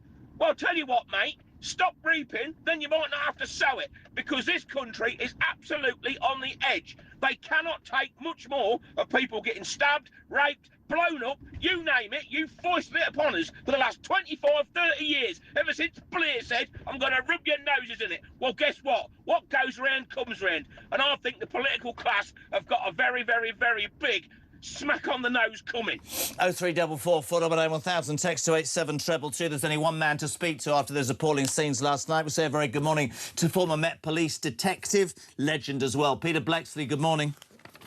Good morning. I have to start with you, as I start always. You were a copper. There is no way that I can condone those protests that erupted in Belfast last night. Cars and buildings set on fire, bus services being burnt, fire brigades and police being harassed, people being forced to flee their homes, in brackets HMOs. I don't condone it, but it is no longer enough, Pete, in my humble opinion, for politicians to dish out platitudes about how we're listening and learning, because the British people think Lee Rigby, all these suggestions I've said, they are at boiling point. I will never condone it, but we've reached a point where people have no faith in the political class, do they? They certainly don't. And that wonderful voice note from Rob really summed up the state of the nation. And Chris from Belfast, who left that voice note a few minutes earlier, really summed up the state of the nation. Now, I'm currently sitting in a hotel room in Liverpool. Last night, as I came out of a restaurant having had a bit of tea, I could hear countless police sirens. So I followed them. And about 100 yards from my hotel, there was a demonstration of about 200 people outside, guess what? A migrant hotel. And the police found about 7 police vehicles turned up to kind of protect the migrant hotel. So I spent a lot of time talking to the people there that were demonstrating. And they were really angry about this flood, this tsunami, this invasion of people from cultures completely alien to us, being parachuted into their city and put up in what was once a beautiful hotel, smack bang in the centre of this wonderful city, Liverpool. Now, people were angry, and on Saturday, apparently up here, there's going to be a much, much bigger demonstration, a protest. And if this government continues with its platitudes, with obfuscating and ducking the questions like Starmer did yesterday, like Hillary Benn did yesterday, then I sincerely hope I'm wrong, but we're going to see more of this and probably the length and breadth of the country. It's time for the politicians to wake up and do something. I couldn't agree more. And, of course, one has to always understand the responsibility you have when you're broadcasting. And you and I both know that we're lucky enough on Talk to be able to call it out and say it how it is. And that's why I work on this station. But also, we would never, either of us or anybody in this station, condone the pictures on now setting fire. That's counterproductive because it gives the politics. I want to say this to the people who are the protesters. I understand your anger. I feel your pain. But that, doing what you're doing, plays into the hands, whatever everybody tells you. It plays into the hands of the authorities to implement laws, or not martial law, but you know what I'm saying. But if we do not get a handle on the absolute feeling, and you nailed it then, and I just wonder sometimes how far we've come, actually. I know that this country is on its arse, but I also find it refreshing. 10 years ago, you couldn't have used the word immigration when you were broadcasting, Pete, because you'd have been called every name under the sun. But we can sit here and we can categorically say that this country, under successive governments, by the way, I don't just put this at Blair, at Starmer, I put it at Johnson and Blair and all of them, have allowed unvetted men, not women and children, into this country. We have no idea who they are, where they've come from, what their background is. We offer them far more than we give our own people. We offer them lawyers to get away with any heinous attack they might take out on a girl or an institution or whatever. And we make bloody excuse after bloody excuse. And if you add in the cost of living crisis, taxation, everything going through the roof, the British people are going, hold on a minute, they get treated better than us and they think it's OK to try and behead somebody in broad daylight. No. And it's no longer acceptable to go, well, listen, just calm down. We're going to move them out of the hotels, into houses of multiple occupation, yeah? We're going to let anybody come in because we're a caring, sharing nation. Well, I've got something to say to the politicians. The British people need to see that you care about them because they're scared and they're angry, aren't they? They most definitely are. And a little earlier on in this show, you mentioned a list of cases and people and horrific examples of why people are so angry about these bloodthirsty monsters that have come to our streets.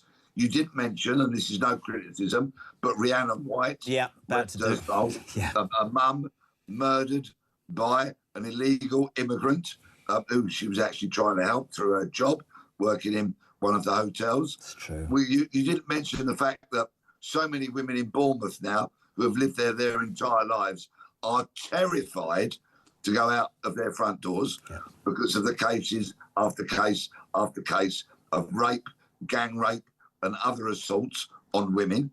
And I could go on and on. But let me just rewind a little bit to this migrant hotel that I was stood outside last night. with the protesters. Eventually, all the police left. Eventually, all the protesters left. I went back, and there was another gathering outside. And you know what? There was an exchange. There was an exchange of some insults from the protesters, and there was an exchange of empty cans being thrown out of the hotel towards the people that had gathered there. So what chance is there of integration if that's how these people who have come to our country are behaving when they're put up in a free hotel, fed, clothed, watered, and given Well, let's call it, but let's call it out, which you've done repeatedly, and I've learned from you, and I mean that with respect. They don't want to integrate, and I will be called every name under the sun. Illegal migrants think the name, even legal migrants, come to this country because we're softer than any other nation. I hear somebody said to me, but Sudan, they reported it this morning. He's escaped from a war-torn country. Really? Well, let me tell you. I don't care that he's escaped from a war-torn country. He's arrived here with no morality and no set of values that we share, probably doesn't learn the language, doesn't want to be part of our society. In fact, you're right about Hilary Benn in the Commons yesterday. Hilary Benn, when somebody used the word alien, looked like, geez, he looked like the world was about to swallow him. When are these politicians going to understand that not 20, 30 million people in this country are mad? They can see the truth. And the people... Oh, God, Pete, I don't know, mate. We could go round in circles, but I just see it getting worse, and that frightens me. Frightens me. Of course, those who burnt the cars, the houses, that dreadful behaviour, it's on them.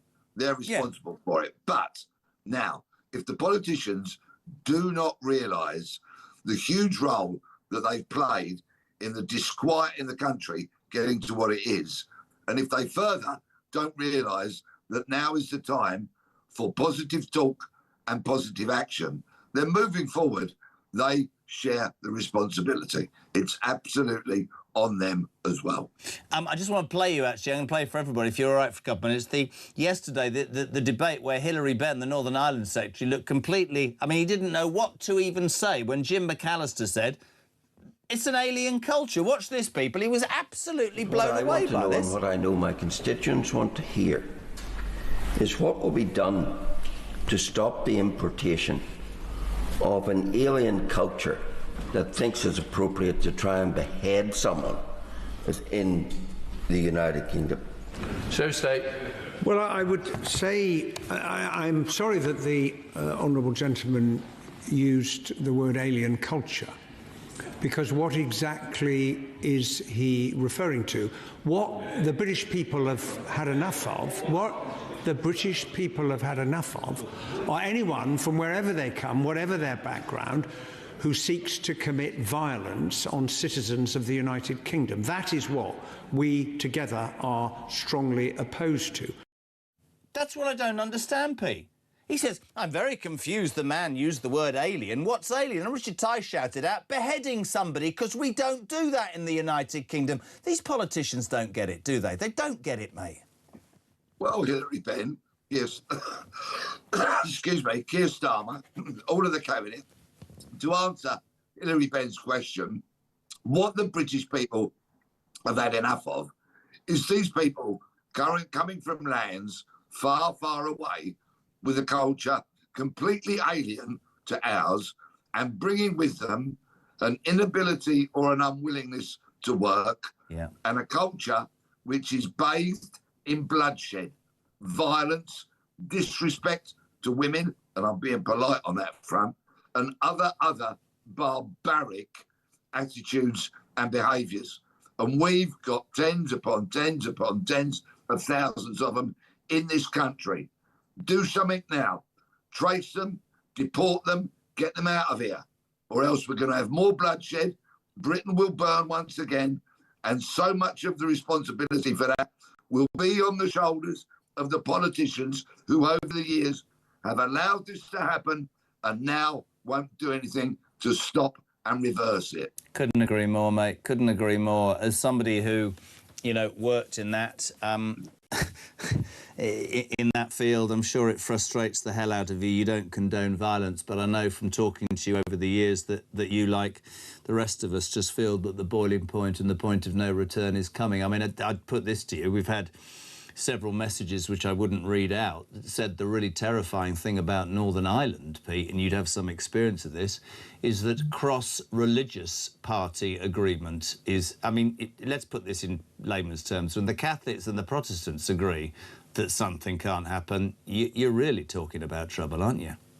I was in Belfast only a couple of weeks ago and went around that amazing city extensively. And of course, there is division that's still there, and the walls are still there, and the gates get closed at night and opened up again in the morning. But as a wonderful fella said to me, he said, "We're not going back. We're not going back to the times of the Troubles."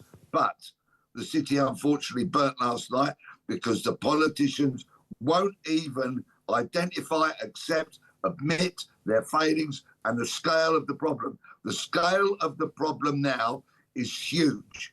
It's vast. And if they don't get a grip, if we don't see boatloads, plane loads, truckloads of people who shouldn't be here being deported very, very soon, this is only going to get worse. Good man, Pete. Good luck with the tour, mate. Really appreciate your time this morning. The brilliant Peter Blackstead there, live and exclusive on Talk Breakfast. Billy, good morning. Morning, Jeremy. It's Billy from Fareham. Well, the straw that broke the camel's back, the fuse is lit. But if we look across history, my friend, British people have always stood up and revolted against the establishment and the state that want to act like tyrants and not listen to the people. All that's being asked of the government is one simple thing, and that is to control the borders, control migration, and put British people first. But time after time, failed government, failed prime ministers, failed home secretaries simply do not listen. This is a sad, sad time to be a British person. It's embarrassing, and it's not because of our own doing, it's because of our continued failed governments. And until the day it gets sorted, I don't know what's going to change. Sadly, a general election needs to happen, and we need a prime minister in there who's got a backbone and is willing to sort this country out.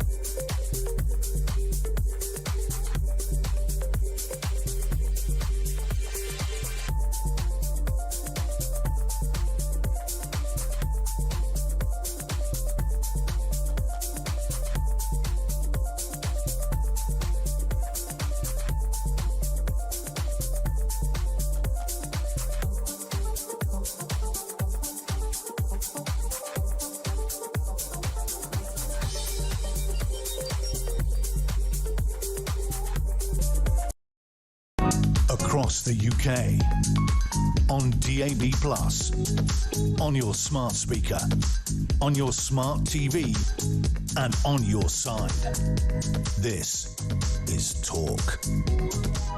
Welcome back, 7:45. Despite what the mainstream media tell you about Somalian referees not being allowed into America or trade figures, there's only one story in town. The horrific scenes yesterday as a Sudanese man, who is due to appear in the court today, charged with attempted murder, attacked an Irishman with a knife. He tried to behead him in the middle of the street. The outpouring of anger grew during the day, and last night protests showed footage of cars and buildings set on fire a Gilda bus being among the first burning buses, fire brigade crews everywhere, police being attacked, people being forced to flee their HMOs, none of which we condone in any which way. Completely unacceptable. It has turned the finger and the light on politicians who have dished out platitudes for years. This is a great thing. Let's get many people into this country. Let's just give people the chance. Multiculturalism. We need doctors, and they're not doctors and nurses. They're unvetted males who commit crimes. Not all of them before the do-gooders jump up, but there's so many appalling instances, and then they grab themselves a human rights law paid for by the British taxpayer to come up with some poxy excuse as to why they should stay in the first place. And any politician who disagrees with me, that's fine. That's a democracy, but you need to listen to the British people because there is boiling anger.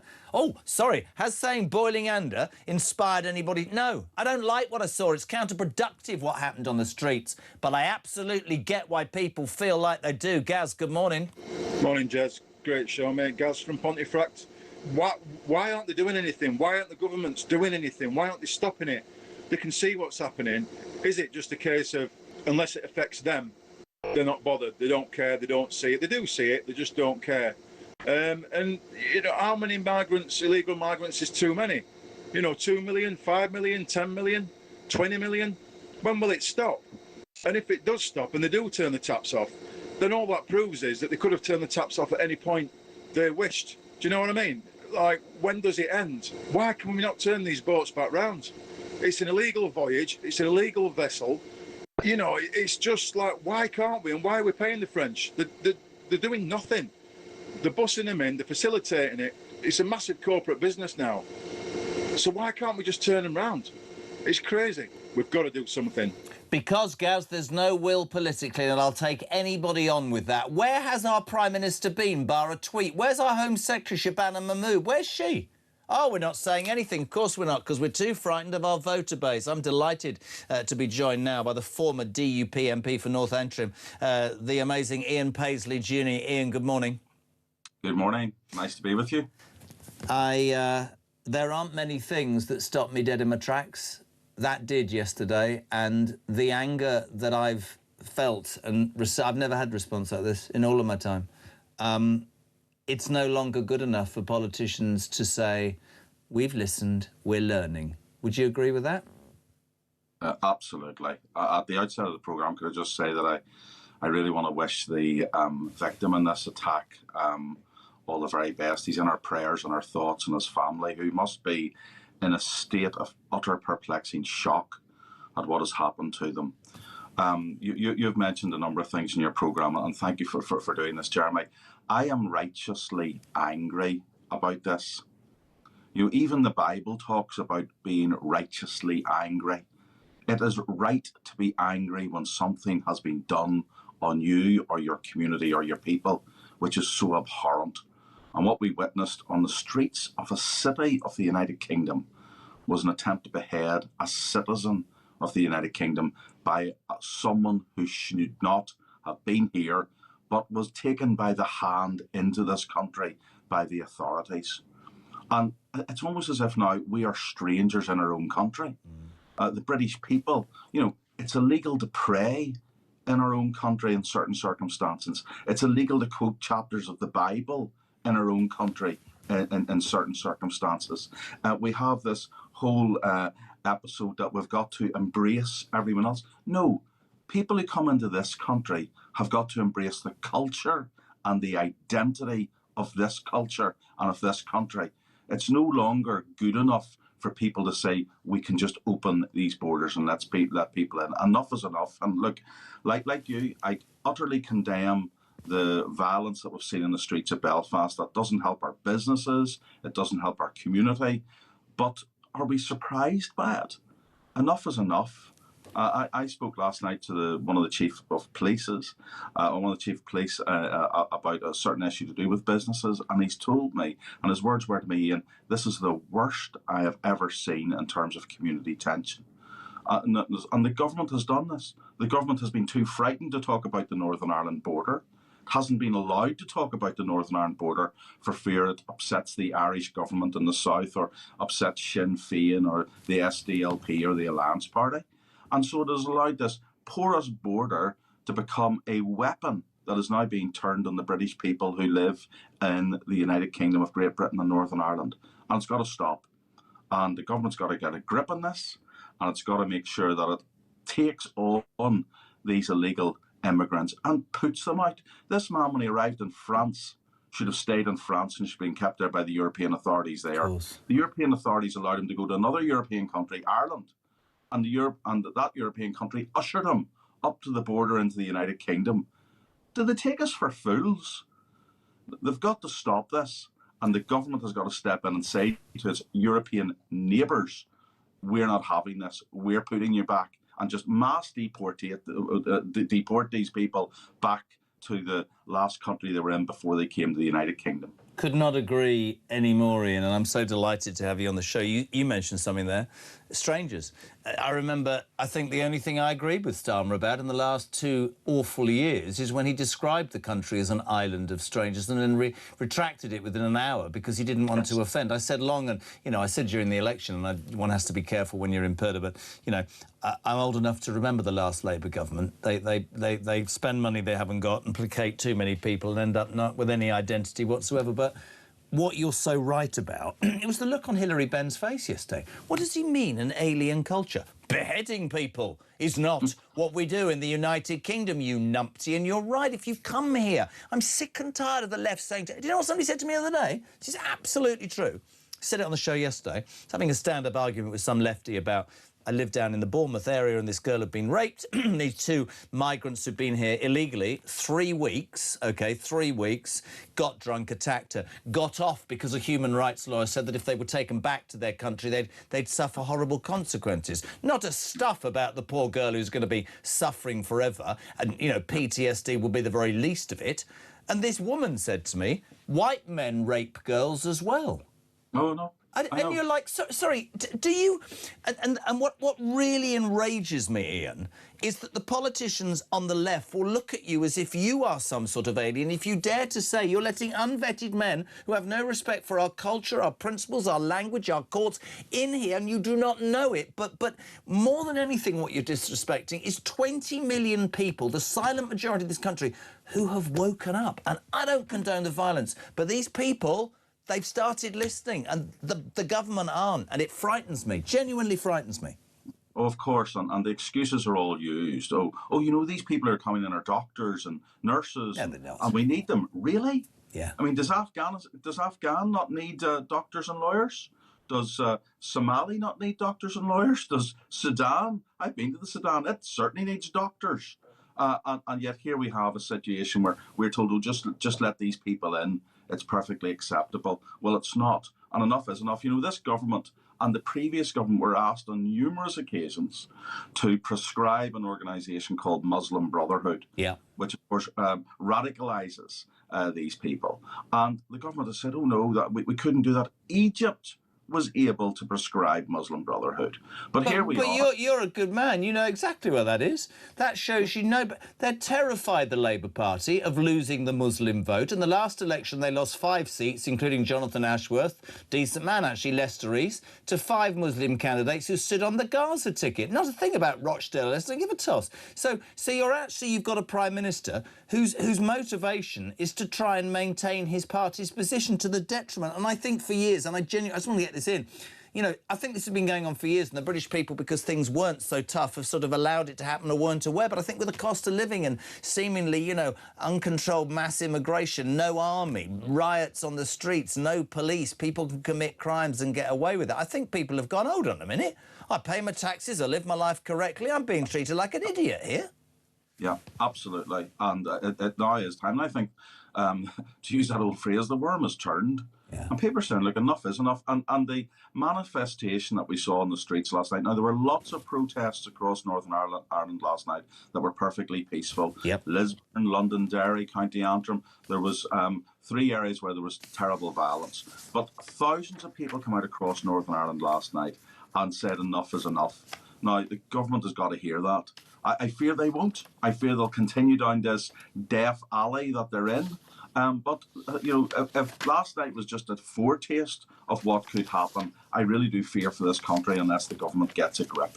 I completely agree. Listen, my friend, and I mean this, an absolute honour to have you on, and we'd love to have you on more, and thank you, because the way you described that, just very quickly before you go, my producers just told me, do you know what the BBC are doing at the moment? They're talking about the Northern Ireland women's football team having spent 40 minutes talking about the Somalian referee banned by Donald Trump. It's our state broadcaster, Ian.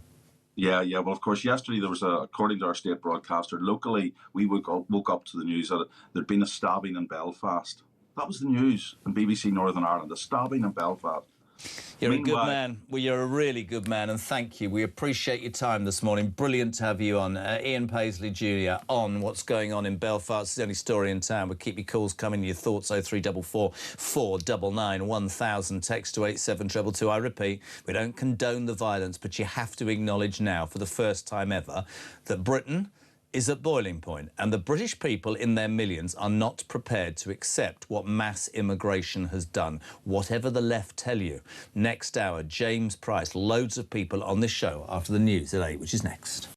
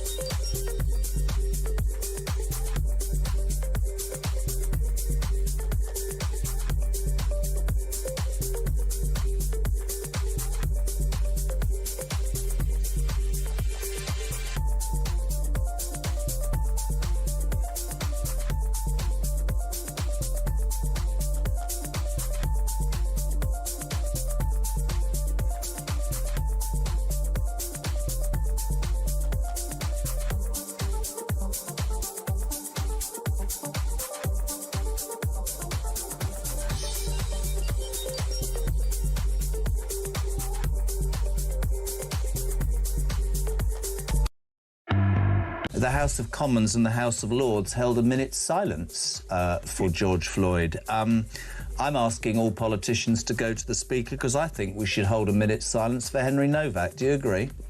Well, if we believe in equal treatment of people, and if we believe that people who are being held down and cuffed for the police say, I can't breathe as they die, then we absolutely have to. I've one final question, Nigel. Would you take the knee for Henry? No. I don't take the knee for anybody. I'll stand and bow my head.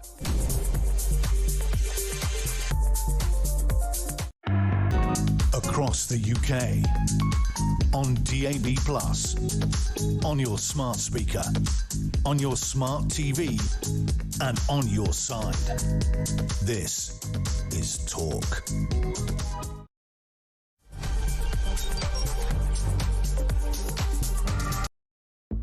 You know, you have to remember that Peter Murrell has been the chief executive of the SNP for nigh on a quarter of a century. He's been with Nicola Sturgeon since 2003.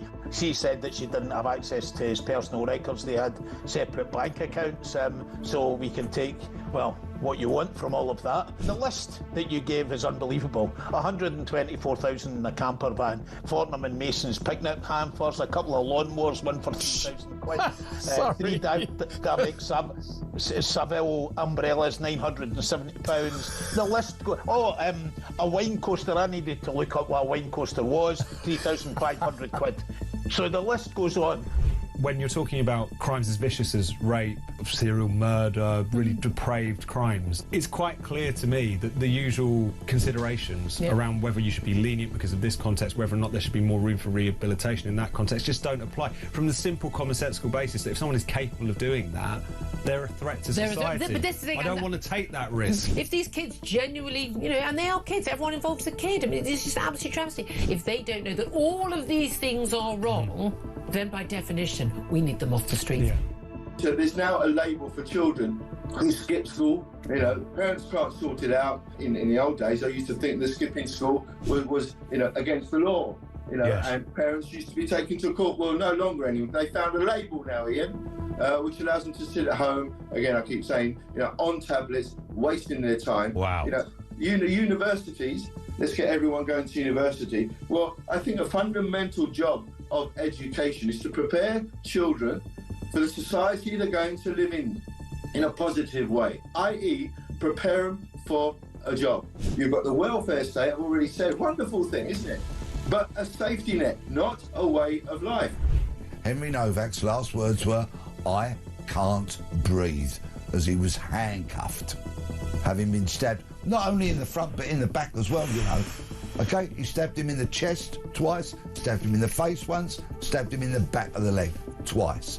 I mean, what an attack. Let's wait and see what sentence this vile piece of garbage gets. Of course, none of it of which will bring back dear Henry. May his soul rest in peace. It's just so shocking, Pete, you know. I mean, this is... We're so used to criticising the police for mistakes. This is the worst one I've ever come across. Across the UK, on DAB+, on your smart speaker, on your smart TV, and on your side. This is Talk.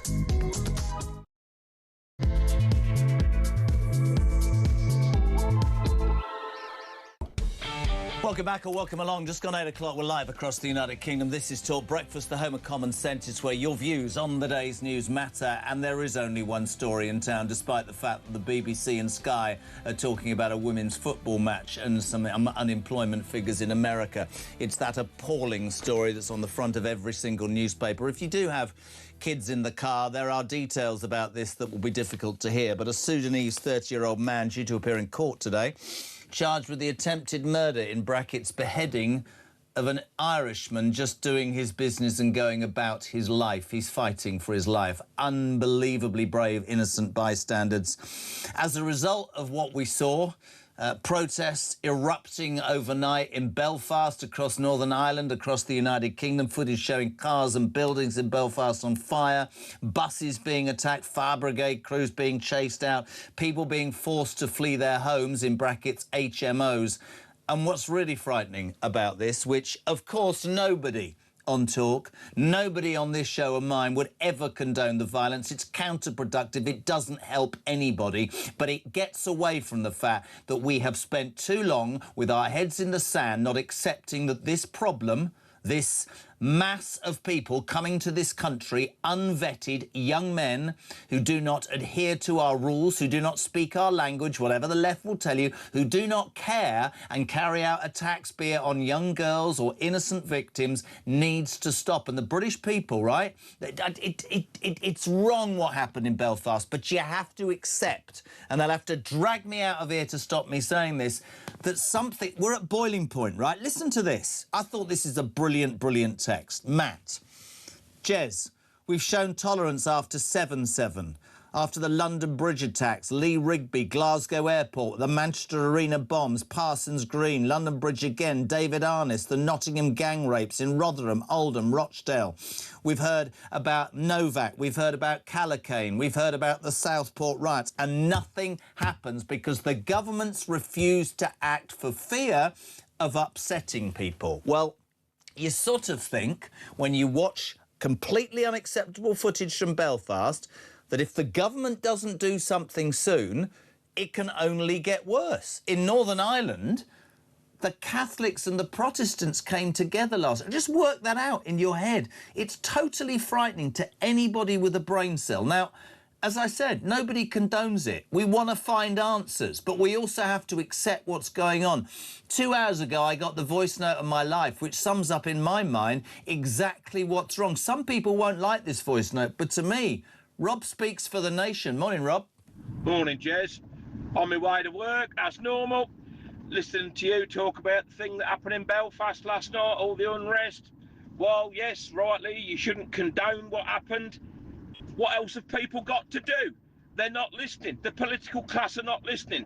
These people who are coming over here illegally, they're rapists, terrorists. They're coming over here. It's literally like putting a wolf in a sheep field. You are giving them a target-rich environment. You haven't vetted them. You've done nothing. All you've done is dump them in a place where they can wreak havoc. Where they come from, guess what? There's no law. If they can do literally whatever they like. They come over here, there's lawyers, of course, taxpayer funded, they get a nice cushy home, running water, Sky TV, gym memberships, bus passes. They can literally go where they want and create havoc. And when they do, the people that foisted them upon us, guess what? They say, don't get upset, don't do anything, don't go out and cause unrest. Well, I'll tell you what, mate, stop reaping, then you might not have to sow it, because this country is absolutely on the edge. They cannot take much more of people getting stabbed, raped, blown up, you name it. You foisted it upon us for the last 25, 30 years, ever since Blair said, I'm going to rub your noses in it. Well, guess what? What goes round comes round. And I think the political class have got a very, very, very big smack on the nose coming. We say a very good morning to former Conservative government advisor James Price. Good mate of mine. Morning, JP. Hello, my friend. It's I wish you could say it was a good morning, but it's good to talk to you at least. I have never, ever felt personally the anger I felt yesterday when I saw that. I've never felt scared for my kids and my grandkids, and I have never, ever seen an outpouring like we've had this morning. It's such a difficult subject, JP, because, you know, last week Farage stood up and said there was cold rage, whatever the exact words were, and he was accused of inciting by daring to use the word rage. But there is fury. This country is at boiling point. Nobody condones what went on overnight. Nobody possibly can condone it. It's fundamentally counterproductive and doesn't do anything. But as this message says, Jez, all we hear is useless platitudes. Lessons will be learned. It's all the far right. We'll hold the racists to account. And now we have enough is enough. When will this government do something? When will any government do something, JP? That's the question, isn't it? Yeah, absolutely. God, it's hard to know where to even start with any of this stuff. Of course, as you say, setting fire to houses is divisive, and setting fire to buses is divisive, and setting fire to anything is divisive and wrong and all the rest of it. But we've been told that talking about any of these issues is divisive, and we've been told that tweeting about any of these things is also divisive, and we've been told that complaining or voting in certain ways is divisive. We've been told that pointing out why these things are happening is divisive, and so on. And maybe it's got to a point where being divisive is not the worst thing in the world if it's going to lead to substantive policy changes to stop people beheading other people in the streets, allegedly, of course. But also, even taking the small geographical area of Ireland, and even taking the last few years, this is, I think, the third or fourth attempted alleged beheading that's happened in Ireland. Someone got prosecuted for beheading 2 different gay men at various points, I think in Sligo in 2022, and attempting it with a third one. And I think a few months ago, someone else attempted to behead a woman, again in Ireland. And these are not native sons of the sod, should we put it like that? So even in this tiny geographical area, you're seeing this happening, let alone the fact that as we go into the Great British Summer of 2026, we're seeing this kicking off. But last summer, let's cast our minds back to Epping Forest. What happened there? An Ethiopian gentleman who'd broken into the country illegally had been here not a week before he sexually assaulted a 14-year-old girl and another woman. His name, people may remember, Hadush Kabatu, who was then put into to prison for doing this for only 12 months, of course. What happened after 1 month? He was accidentally released? When have we not all gone and accidentally released sexual assaulters of children, of course? And do you remember the manhunt that was so farcical that he kept popping up on bits of CCTV as he was just wandering around London saying, I think you should probably rearrest me. And he wasn't even able to be done in that farcical manhunt. Or let's go back 2 summers, of course. And what happened there? Axel Ruder-Cabana, a man who the media told us, not Talk TV, but other bits of the media, told us was a Welsh choir boy, turned out, oh yeah, that's right, to be an ISIS operative with manuals at how you develop ricin, an obsession with the Rwandan genocide, a country of which he'd come from, went and murdered several young girls and tried to murder many more. How many other incidents do we want to go back to? We can go back to 2013, we can go back to, again, another attempted beheading of Fusilier Lee Rigby, not by ISIS guys, technically. I think these two were Al-Qaeda, and they were doing, again, an attempted beheading of a serving British soldier in broad daylight, waving their carver's knives around as they went. How many times are we going to have to put up with people literally trying to chop the heads off British people before we suggest that maybe softly, let's all be nice and put down the wishes of the majority of people not to have us flooded by people from the third world? Is it going to take before we say enough is enough? And if you accuse me of metaphorically losing my head, then yes, I agree I have, because enough is enough. I'm with you. I mean, I want to add to for all of us. I want to add to your speech, and I want to do it deliberately because you're absolutely spot on. What about poor Rhiannon White, killed by an illegal migrant that she was trying to help? What about the girl yesterday raped by 4 Afghan nationals? They sent a taxi from Somerset to Bristol, locked her in a house, plied her with drugs and vodka, and repeatedly raped her. It's no longer acceptable. And I watched last week. You were away, I know, with Mrs. P, and Farage came out and talked about, you know, anger, rage. Pure rage. Oh, my God. Everybody jumped on board. Everybody said, you're inciting. These people are going out onto the streets. I think it's as wrong to not face up to the reality of what is happening. I mean, frighteningly in Northern Ireland, we're getting messages this morning. The Protestants and the Catholics joined forces last night. If you, as a people, right, look at your... Where's Mahmood? Where's Starmer? The whole thing... And I blame your party as well, massively, Boris Wave. I blame Blair. There's been this perceived view that if we allow people... I mean, this... I nearly said the wrong word there, began with B and ends in S.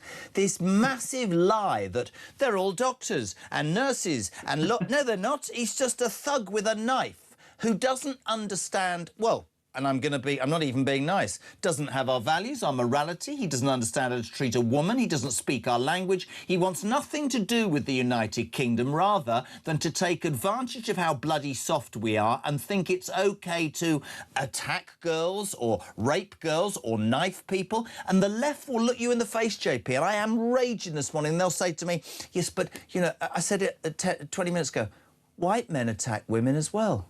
I put my head in my hands and I don't know where we've got to, mate. There's no justification for the madness that is happening in this country, and it isn't going to go away. And there will be people who listen to this and they'll put it up online. Oh, he's gone off on one. He wants everybody. No, I don't want anybody in the streets. I think it's counterproductive. I think it's wrong. But you're not answering, not you. Governments, politicians are not answering the concerns of the people, because the people, quashed by a cost of living crisis, by the unfairness of so much, look at this and go, nah, it's not happening anymore, mate. If they can't do it, I'm guessing we better do it ourselves. I don't agree with that. I understand where it comes from, though. Jez, you and I have been saying for years, this is the end consequence of what happens when you lose the legitimacy in the eyes of the people as the state. People will start taking things into their own hands, and it starts with, you know, reasonable and gentle and I think perfectly defensible things like is it Crowborough, where they've got a big migrant hotel and the local residents have decided that they will help patrol around during school opening and closing times because they're concerned. But they shouldn't have to, should they? They shouldn't have to. If that were happening in my village, I'd be doing the same thing, I suspect. And of course, then it escalates from there to, the unacceptable scenes that we've seen tonight. And we can go about all the rage, because I was looking this morning at the numbers of incidents that will curdle the blood. But let's try and be actually a little productive about when people who are listening and watching to this programme get confronted by some of their lefty friends and family and all the rest of it about these kinds of things. Let's take first your point, this idea that white people do these things too. Of course they do. British people do these sorts of crimes regardless of what their skin colour is. But of course, the British state can't decide who, in some sense, is here as a British person. You would expect that native British people, whether they're white or black or whatever else it may be, would commit crimes at a much higher rate than people who have entered the country, because you don't have a say over who those people are. You do have a say about who comes into the country. You would therefore assume that people who had entered the country legally or, God forbid, illegally, would commit crimes at a much lower rate, because if you're a guest in someone else's country, you would reasonably assume that you've got to act on your best behavior, because you could otherwise easily be deported. And that's why you see Japanese people and American people and Canadians and Australians and what have you and Danes and other Scandinavians do commit crimes at a much lower rate than the average native British population do. And yet you also see people from, you can name all the same exact countries, whether it's Sudan allegedly today or any of the others, they commit crimes at much higher rates than the native population. So maybe we should stop letting in quite so many people whose cultural values seem so different that they don't even know that it's wrong to attack women. And when you hear the sentencing remarks, you get judges saying, well, this guy didn't know in his culture that it was wrong to do this. Then don't let that guy in. That's a very obvious point. And I think one other useful riposte, and one something that we need to think about, that the government definitely needs to think about, but we should be aware that the government hasn't thought about. There is no long-term plan for how to deal with these kind of broiling social tensions that we've got in the country. There is only short-term, stopgap, desperately attempts to keep a lid on the sorts of scenes that we're seeing today. So look at when Starmer first came in, excuse me, after the Axel Ruder Cabana issues, you saw very nearly mass rioting all over the place. You saw Muslim militias self-appointed in Birmingham that the then Home Office Minister Jess Phillips, by the way, tried to defend, because she said, oh, well, they thought the far right were coming. And we saw those scenes of them attacking that pub and some people saying, please go and put your weapons back in the mosque. You see this sort of thing happening. And the only way all that stuff got quelled down was by throwing very harsh sentences at people who were in the streets, but also just people who were tweeting very unpleasant and unacceptable things. Remember, of course, Jess, that we're so unprepared for this that we had to let out some violent criminals from prison early to put them in. Two of whom, by the way, went on to be involved in other murders, one of whom on the same day. And so that was throwing the book very short term. But long term, the state has no plan for how it's going to let the tension out, and let that bubble deflate. There's no long term... I'll tell you exactly, because I'd like to speak to you all morning, but you can imagine how busy it is. You let the tension out and burst the bubble by addressing the nation, being a conviction politician and bloody well doing something about it before the people wrongly take it into their own hands. You talk to your people, you advise your people, you lead your bloody people. Isn't that it? JP, listen, looking forward to seeing you Monday, my friend. I know it's been a quick one, but we appreciate your time. Legend James Price, former Conservative Government Minister. Let's shoot to Westminster. The shadow Northern Ireland Secretary, Alex Burkhardt. Good friend of the show, Alex. Good morning. Morning.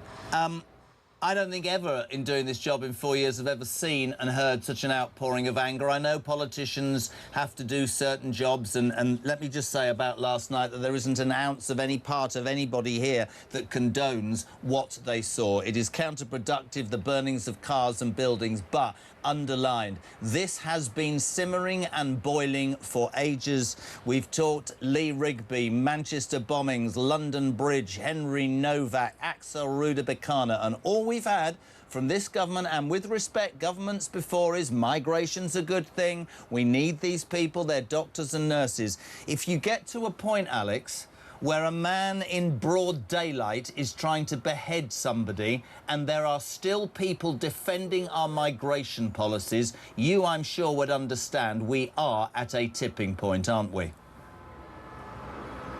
Look, what you said is quite right, and the two things are true. People are perfectly entitled to be angry, they're perfectly entitled to protest. They are not entitled to turn to violence. And setting fire to people's houses, setting fire to public property doesn't solve anything, doesn't make anything better. So I just, and I've just been talking to people in Belfast who are absolutely horrified by what they're seeing on what they saw on their streets last night, but are also horrified what they saw on their streets the night before that. And that awful attempted murder by someone who'd come into our country illegally will obviously point again to the need for this country to urgently get control of its borders. I couldn't agree more. And you talk about horrifying. I'm sure you were there in the Commons yesterday, or if you weren't, I'm sure you've seen it. Hilary Benn, the Northern Ireland Secretary, looking at best perplexed and at worst deranged, when Jim McAllister dared to say what we all think, which is there is an alien culture. If you let unvetted men into your country, Alex, who do not share any of the values, whether it's language, legally, morally, whatever, right, you are into trouble. He looked at him and he went, what are you talking about, alien culture? Well, people who think it's all right to try and behead somebody. That's what people are saying to me this morning. That's the man that runs Northern Ireland. What a joke. No, look, it's quite right. I mean, the truth is, through a lot of experience over the past few decades, we have a pretty good idea in this country which cultures integrate well into British culture and which don't. We have. You can see that pretty clearly. So yes, there are some alien cultures, and and they're capable of causing great harm. I think it's fair to admit that immigration, the way that it's happened, has failed the United Kingdom. And my point is that because I always speak to people on a daily basis, Alex, people who, if they dare to say something, are accused of being far right, or they don't understand, that this poor man's come from a war-torn country. I think we've reached the boiling point that I described for a variety of reasons. I think people look at their lives. I think they go, right, so my food shop's 3 times what it was, my energy bill's 3 times what it was. I don't get to do anything, and yet people come into this country and are treated better. I walk down my street and crimes are being committed, and it seems that the perpetrators are excused by human rights lawyers, or the police seem to treat us differently. And I use the word every day, and I've used it to you before, and I apologise for my anger, but I'm seething this morning. It's unfairness, times 1,000. And, I said about Belfast to you, to somebody earlier on. Last night, the Protestants and the Catholics joined forces. Then any government's in trouble when people are going, we've no confidence. I don't in any way support what those people did last night, but I totally understand their anger, mate. No, and if you don't lead, where's the Home Secretary? I'd have been addressing the nation if I was Prime Minister last night, mate.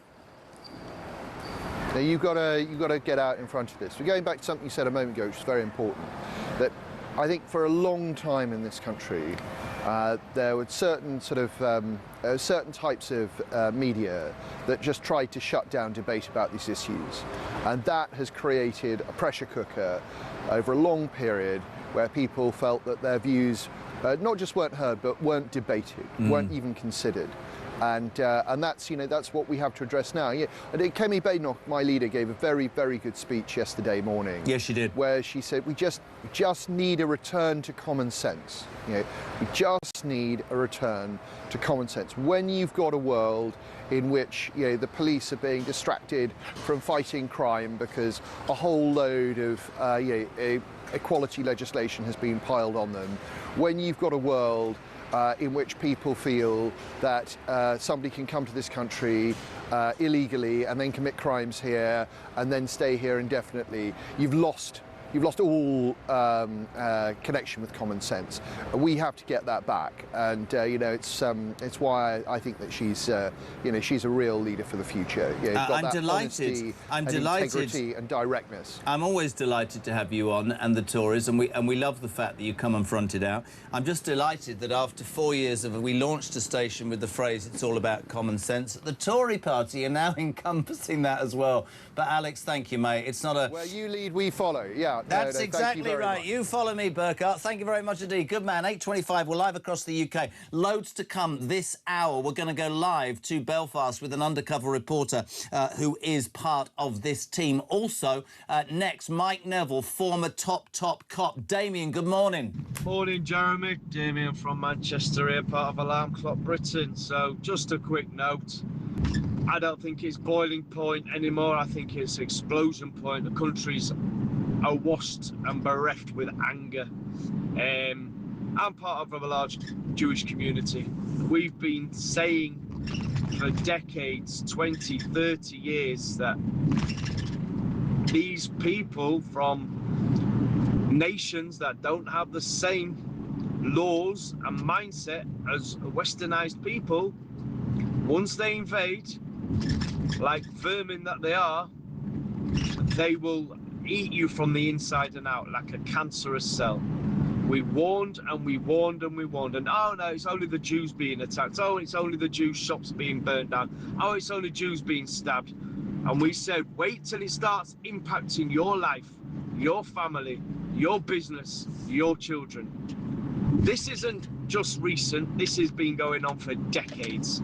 You're now seeing the flowers of the seeds that these guys have planted for the last 30, 40 years. And unfortunately, these seeds have infested this country from top to bottom, left to right, inside and out. And it ain't gonna stop. It's gonna get worse, and it will get worse because we told you it'll get worse and nobody listened.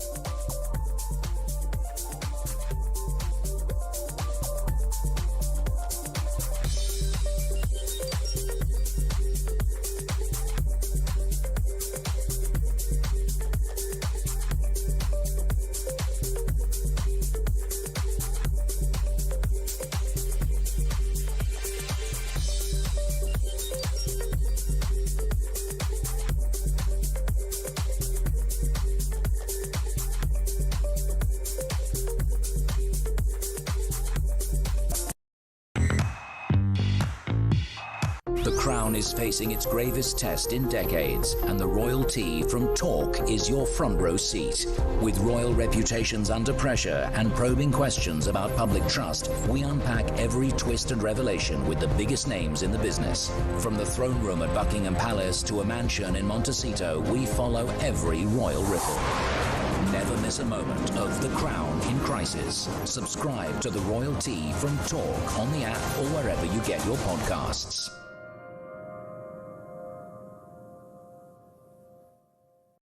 Across the UK, on DAB+, on your smart speaker, on your smart TV, and on your side. This is Talk. I genuinely have never heard anger like it. 8:28, Julia is here from 10, Ian Collins and Kev sounding great back on drive time from 4 o'clock. JK, governments have rolled out the red carpet, wrapped their arms around these migrants invading our country, put them front and centre. The Bell Hotel, they actually said they come first. That says it all. Starmer is not bothered, doesn't care. I loved Rob's voice note. Jez. Oh, my God. It's not possible to read them all. Harrison from Exeter, 4 days ago was the anniversary of D-Day, a truly harrowing day in our history. This isn't the country and world they fought and died for. It's so upsetting. Thanks for the show. Keep going. Debbie, good morning. Politicians are saying it isn't right to set fire to things, which I agree, but they've set fire to this country by their migration policies that we have said we don't want. They piled up the wood, lit the kindle, and are now fanning the flames. Good morning to Pete. You say violence isn't going to solve anything, but nobody is listening or doing anything about it. Decades of doing nothing. Violence only happens when people are not listened to. Decades of no action. People have had enough. Jim, good morning. 66, ex-soldier, full-time job, up at 4:20, 12-hour shift, disabled, arthritic, kidney failure and deaf. Son of a Hungarian immigrant. Unfortunately, most of the immigrant mass is from the lawless third world countries. The police in this country are not armed, so for most immigrants, it's a no-brainer. If this happened anywhere else in Europe, they will be put down at the scene. It's normal behaviour where they're from, and it's an absolute disgrace. Hello to to Sean in Gloucester. JK, if those in power did anything to protect the British people, the protests wouldn't happen in the first place. We need to get rid of the woke, politically incorrect BS, and that means the uni party's gone forever. Good morning to Simon. Jez, Nottingham. I don't accept violence, but I do think we're going to get a civil war. No one is listening to the people, and the British people won't see our own women, children being abused and unnecessary killings, as my government will do nothing. Morning to Rob from Burnley. Labour did do the media rounds yesterday. Is this true? Shabana Mahmood was on Loose Women. Jesus God alive. I've been on Loose Women more times than Shabana Mahmood. Just gone 8:30. Good morning to the retired Scotland Yard detective, a legend, Mike Neville. How are you, Mikey? Yeah, I'm very well. I'm like you, Jeremy. I'm fearful for my children and grandchildren. I said I was walking to the studios this morning and there was a man at 5 o'clock in the morning. I don't know. Did he look drunk, tired, disoriented? I looked over my shoulder. I never do that. I watched that footage. I look at my kids, Ollie and Iris, and I thought, oh, my God, my grandchildren. And I'm thinking, what have we become? And yet, Mikey, as I've been saying all morning, and I will not apologise for this, of course, I don't condone in any way those horrific scenes in Belfast last night. But it comes to something when boiling anger simmers so much. And you know, politicians like Farage who dare to talk about rage, they're lambasted by the establishment. You can't be doing that. Do you know what I've watched this morning in this bloody studio? The BBC, I'm not even joking. We've been taking pictures. The BBC have been talking about a Somalian ref being banned from the World Cup by the awful Donald Trump, or some figures of whatever's happening in Canadian elections. On the streets in this country, somebody was nearly beheaded yesterday, for Christ's sake. That's what this media, that's what all media should be talking about, but they're scared, aren't they, Mike? Yeah, it's the establishment. And I think what we're completely lacking as well, Jeremy, is any form of leadership. If you look at Starmer and Hilary Benn, they epitomise the political class. You know, they pretend this is not an issue. So they'll come out and say things like, oh, we condemn this violent attack for the 50th time. There'll be a report and we'll learn some lessons. What they don't say is we condemn this attack and we realise there's real concerns about people, about the impact on this country of mass immigration and also two-tier policing. We understand that some people have concerns and this is our plan to deal with it. But we do not get anything like that.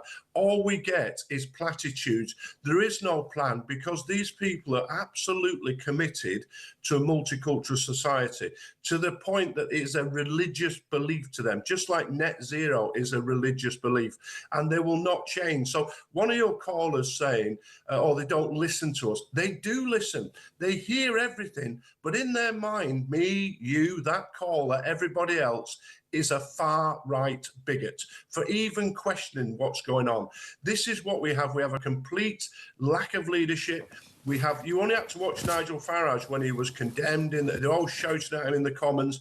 There's 500 MPs there who are supposed to represent us, who simply don't represent most of your listeners and viewers. Do you know what you say represent, Mikey? I don't think they understand. Listen, I can criticise Nigel Farage in that he perhaps should have condemned the violence, but I'll tell you what I do know, because I spoke to him afterwards on this show. As he left the Commons, the oldest MP, I'm not going to name him, leant into him, I don't know if you've heard this, and said, Farage, looks like you've lost the house, dear boy, and won the country. Surely the job of a politician, Mike Neville, is to have your finger on the pulse of what the country is feeling and what the country is angry about. Where, for example, and I'm going to say it all morning, was our Home Secretary and Prime Minister? I'd have been addressing the nation last night. This isn't some random attack.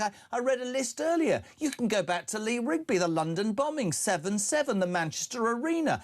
Poor Novak. You can talk about Rudabikana, the Southport bombers.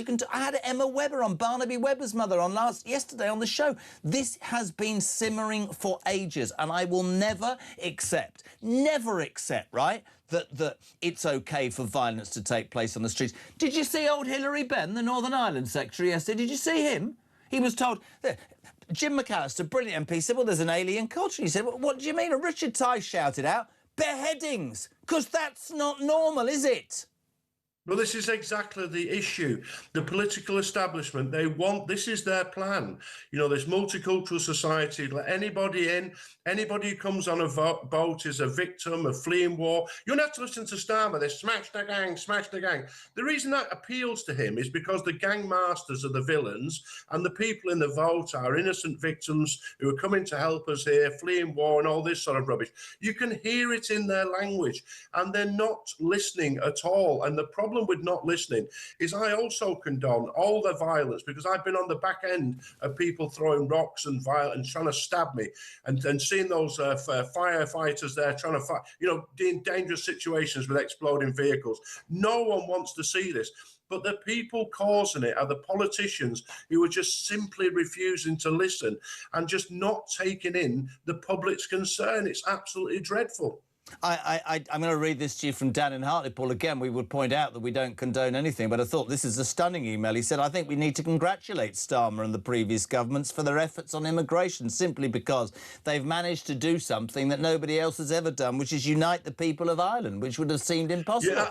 Last night, the Protestants and Catholics were as one. He says it's a shame they don't realise they've created an army of dissatisfaction against themselves. Dan in Hartlepool is spot on. Spot on. Yeah, I mean, the thing is, Jaron, I served in Ulster as well, and there's the people who know how to riot. It's the people in Northern Ireland, people who know how to organise paramilitaries. There was gangs, IRA, UVF. These are people who can be very, very organised. So the authorities will be very, very frightened because if they ignite that sort of thing, it's even worse than it would be on the mainland. But I think the one good thing that for me of all of this is that for 3 decades they've tried to cover this up. They've used the accusation that anybody discusses this is racist. Yeah. And so now on programmes like Talk, we can actually discuss it. And to draw sort of an analogy, it's a bit like when the dam busters drop the first bomb and it doesn't wreck the dam, but you can see some water trickling down. And what I see now is that their awful plan to wreck this country is going to, that dam is going to break, and the public can see it's going to break, and they're going to put pressure on. We see, for example, that the police now have to tell us that this was a man from Sudan, and they have to give us his immigration status. You know, 2 years ago, they were telling us it was a Cardiff choir boy. Anybody who did stab anybody was mentally ill from Norway. All this sort of rubbish. Yeah. And this rubbish has now been tossed out. They now have to tell us. So the dam of all this wickedness is being breached. I've got a real theory about that, though. I believe that they kept it quiet about the fact that the choir boy wasn't, in fact, an illegal migrant, because all the stuff that was stirred up on social media, which led to the riots, could then enable him to stand up and say these are far-right thugs and arrest them. The fact is social media is cancerous. We know that. They came out yesterday. Farage said you need to come out and say who this man is. And I read this refugee person in Northern Ireland. Oh, yet again, the far right are using it to stir up trouble. No. You disrespect. I think the job of a politician, Mikey, is to call out the things that happen and have their finger on the pulse. One quick question. There are so many examples of this happening. Okay. I'm going to ask you to answer this. Ben in Stockwell. Why does Talk keep spreading hatred across the UK? I'll leave that to you, Mike Neville. Talk doesn't spread hatred. Talk spreads the truth, and the truth is never hate. You can never deal with the problem unless you acknowledge it. Unless the doctor tells you you've got cancer, you cannot cure the cancer. You cannot seek treatment. I worked around Stockwell as a young PC, so he needs to get out on the streets and see what's happening there. Good man, Mike Neville. Thank you so much indeed. Retired Scotland Yard detective. Good man as well, Mike Neville. 22 minutes to 9 o'clock. We're live across the UK. It's all about Belfast. Morning, Caroline. Hi, Jeremy. We are really at a tipping point, and I don't think it's to do with votes. We have to do something, and they don't listen to protests. They don't listen, as you've been saying. Somehow, as a country, we have to go on strike. We have to stop paying our taxes. Money talks. I don't know how we do this. This is beyond terrifying. I'm lost for words. We have to do something as a nation, big time. And my heart goes out to Belfast. My heart goes out to this country. I don't live in the UK anymore. This is not the UK. And people in Parliament, they they almost need to go to prison, what they're doing to this country. As far as I'm concerned, the government absolutely hates us and they're destroying this country. And not bit by bit, now running with it, with our taxes, with everything. They don't care. They don't care. They are not going to do anything if we continue paying our taxes or doing what they want with the British people. Somehow, on a major scale, we have to go on strike as a country. This is now beyond words. I feel exactly like you, Jeremy. Great show.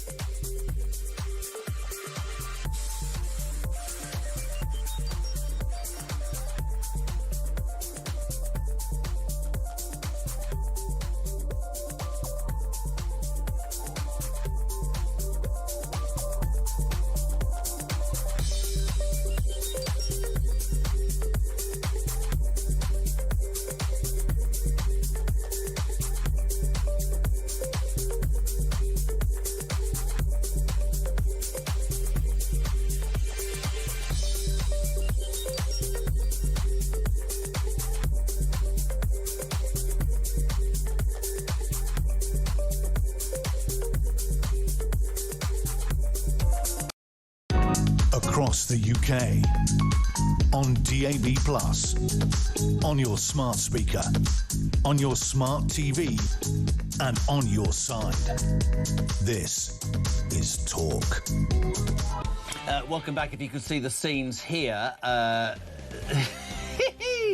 Tommy's on his knees. 03, good man, great man. 0344 499 1000, text to 87222. There's someone story in town. It's all about Belfast. I started this show hours ago by saying I will never condone what happened, but I absolutely understand the frustration and how people have reached boiling point. This from Mary says, if Starmer comes out now and says the Fae's far right, I literally think he is going to light the touch paper for this country. Richard Evans, please don't forget the wonderful David Amis, of course, wonderful MP in Southend, stabbed whilst doing his job. Vivian, last voice note, Rob, spot on. The UK must fall for the plan. Oh, God.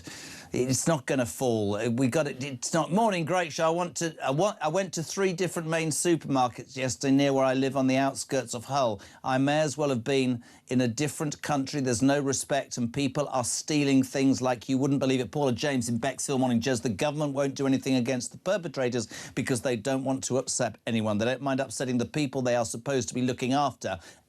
Us, the people of the UK. Morning, Mark. Hi, gentlemen. Mark from Manchester. We don't condone the violence, but at the end of the day, we don't care. These people have brought more violence to our streets against young girls, women, you know, try to be headmen, stabbed a man in London, still nothing out of the Prime Minister about it. So, you know, we don't condone it, but at the end of the day, we're coming to a point where we don't care about it. We know you won't play this message, but that's how it is. People have had enough. They don't care. It's going to get even worse. This is just the start. So what are you going to say when a civil war comes? You don't condone the violence. They're letting too many in and people have had enough. Have a good show, Jeremy. Of course I'm going to play the message. I don't condone the violence, but I understand your frustration. She's making me feel a lot better. A very good morning to top talk presenter Samara Gill. Hello. Hello, good morning. I've never, ever, ever in my 4 years, which could be drawing to an end here, the way it's going, I've never, ever felt or heard anger like this today. It's insane, and you're right. It's not even shocking, though, at this point. You know, this week of news, these past couple of weeks, the murder of Henry Novak, then this. I think the nation is at a tipping point here, and you're right. You know, there's been this culture of censorship from the political classes. You had the First Minister of Sinn Féin last night coming up and saying, oh, no, we must... Well, let's not talk about migration today. Let's not talk about any of these issues. Let's talk about being... soft with this. Well, I think the people are really sick of being told how they should and shouldn't react. Now, I also think that it really discredits the movement and the cause to have people being ferried out of their homes, innocent people in the middle of the night because their houses are being burnt down. I mean, I think it's outrageous. I wonder how many were innocent people and how many, well, of course they're innocent, but I was told that many of those were the HMOs. I don't know. Yeah, but they're still innocent. Of course they are. Of course they are. And the problem is everybody... HMOs should not be burnt down in any sort of circumstance. Nothing should be burnt down. But that's what you get with inactivity and platitudes and BS for years. And I went back this morning. Absolutely. I'm talking Lee Rigby to Novak, from Manchester to London Bridge, from Southport to Rudabicana. All of this just... I'm going to read you an even more frightening text, and I do this show as I see fit. Gary in Belfast. Mate, I just wanted to say, for all those out there that think it's a pile of little hoods, they couldn't be any more wrong. I'm an ex-soldier and I was on the streets last night.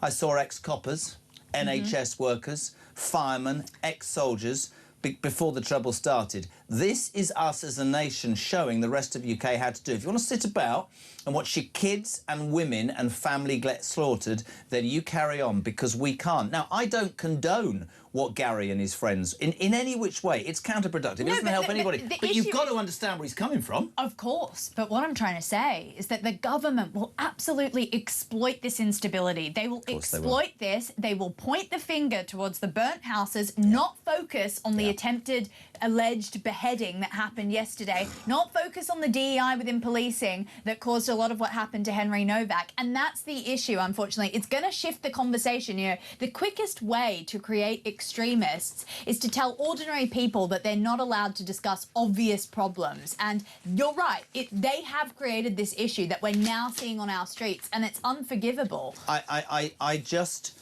said earlier, and I for the first time I was sitting there thinking about my young kids. For the first time this morning on the way into the studio, there was a strange man. I'm looking over my shoulder. I'm not scared of anybody. Thinking about your children? Brilliant, brilliant. There you go. I'm going to just before... you see, you've changed the whole... Yes. Sorry. I've got so many, I can't bloody well remember their names. You know that. I do. I'd like to cross now to a talk reporter. He's done an amazing amount of work with immigration. He was also on the streets of Belfast. Christian Drogan, good morning. Morning.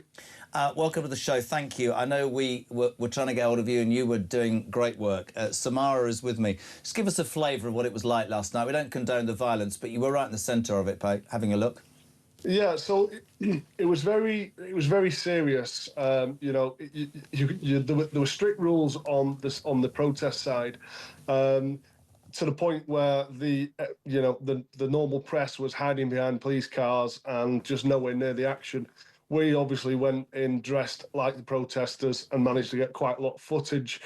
Now, the people have just had enough, and just listening into your conversation then, there's only so far that people can be pushed. And while the government might not condone the violence, you know, the people don't condone what's happening to their society through mass uncontrolled immigration.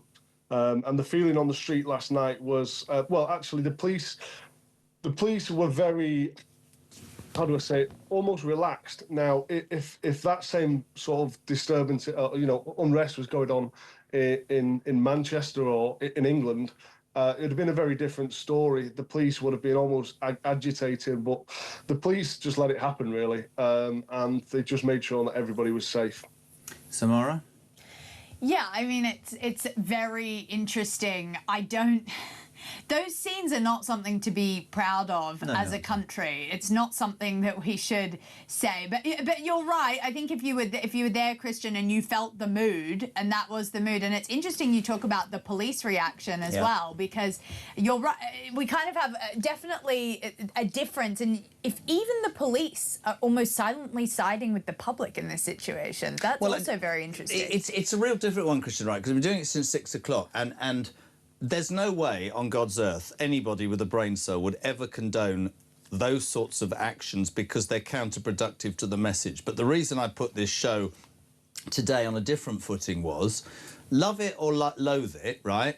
This is not going away because people feel they've not been listened to for however many bloody years. And you can look back, we name them all. Lee Rigby was I mean, when I saw that yesterday and I saw the outrage that I knew was going to come, it's something you have to talk about. And you know, I've been saying it all morning, and some people have texted and gone, you can't say that. Well, I can say it. It's called the Jeremy Kyle Breakfast Show. If you let unvetted men into your country who have no respect for your traditions, your values, they don't learn your language, they don't go abide by your laws, who think it's OK in their society to rape a 9-year-old or cut somebody's head off, you're in trouble. And that has been allowed by successive governments, and that's why last night happened. We're hearing rumours that the most extraordinary thing about last night was that the Protestants and the Catholics were all united in this hatred toward what was happening. Is that true, Christian? Yeah, so there was, we actually got obviously talking, we were amongst the locals. We got talking to a lot of the locals. We made good friends, particularly with one guy, a young boxing lad. And he was just, it was one of the first things that he mentioned about the Catholics and the Protestants. So, it was a big talking point. They were coming together and uniting, and there was different groups who were quite prevalent there. They were quite, let's just say different sort of militant groups. That's probably the politest way I can put it. But was it scary being out on the streets? It wasn't scary. No, there was no violence sort of directed towards anyone really. So yeah, it was just apart more from the people who are living in the HMOs. Yeah, absolutely. Well, we did where we were. There was a few doors kicked off, but they were just kicking the doors off to build the bonfires. That's all. It wasn't actually the people living in the houses were actually they'd vacated. There was a story though overnight of a wonderful Irish woman who is friends with this couple who lived next door, an Asian couple, and she led them to safety and went out the front door with them going, they didn't do anything about that. And of course, that is absolutely spot on. And I've said this until I'm blue in the face as well. Mindless thugs don't do anybody any favours, but there is just a tipping point. And what's really interesting is politicians quite rightly will come out and say we don't like that, but I haven't seen our Prime Minister or Home Secretary. The low point of my overnight recce into all of this was the refugee service in Northern Ireland who came and said it's very unfortunate that one man's illness, I think they were already saying he's mentally ill, would be that you judge all of these poor people who are escaping war-torn countries for a better life and they give so much to our society. And if you're a sane human layperson, you look at that and go, sorry, what has this person provided for our society? Just like to behead somebody in the street. Christian, you're a good man. Are you back? Are you staying there tonight? Can we get you on the show again tomorrow? Yeah, we're going to go and have a wander around now and just assess the situation, see what the damage is. We'll get you some videos sent over and we'll take it from there, really. Good man, very brave. Good man. Thank you very much indeed. Christian Drogan, our reporter, will be in Belfast tonight. Of course. Good morning. Gary from Scole in Norfolk. I believe Samara is right, but then I believe that everything that Samara says is right. This is what our government wants, and I think that this will play into Starmer and this government's same plan. They will suggest a curfew and then a lockdown. Yep. Oh, Christ, don't start me on lockdowns. We'll be here all year. And then the British public will unleash the hounds of hell. This is the issue, that small amount of people, and I'm going to disagree with Christian a little bit. I think it was deeply violent last night. I know he was there, but going door to door to HMOs, trying to find illegal migrants, setting houses on fire, setting cars on fire, you're ruining it for the rest of us. This is the issue here. Everything you say is now going to be discredited. We're all going to get bundled into one big conglomerate of horrible far-right people, and that is not the way to go about it. But I will say, and I'm not... Do you know me? All morning, quote me, I'm not defending it. I completely agree with everything you've just said. But even Farage last week saying, I feel rage, was accused of inciting. And You're at what right. point... And then the whole conversation turned towards Farage. But, of course, at what point do you, as a politician or a commentator, so let's call this out for what it is. This is a man coming from a culture that has no respect for women. I mean, you know the story yesterday? A teen girl was raped by 4 Afghan nationals, including a 16-year-old boy lured from a home in Somerset to Bristol in a cab, plied with drugs and vodka, and all 4 of them raped her, right? What about Rhiannon White? What about Rhiannon White? Exactly. Someone who, in a very, very similar fashion, was stabbed 23 times with a screwdriver by a HIV-positive Sudanese asylum seeker. I actually spoke to her mother. I don't know if we've got time to play a very short clip of her mother's words towards what happened to her daughter. Let's play it. Screenings and medical checks on arrival. I can't believe we don't already do that. No, they don't. And criminal checks, I mean, if you see when they go to the boat, there's medication for TB, etc., all left in the boat. That's shocking. And obviously, how many do we know that have got AIDS? Because we didn't know he had AIDS. No, we didn't. No. And also now it's a massive leech on our system. This murderer is now leeching off in prison our system to get all that medication. So you're right. Okay.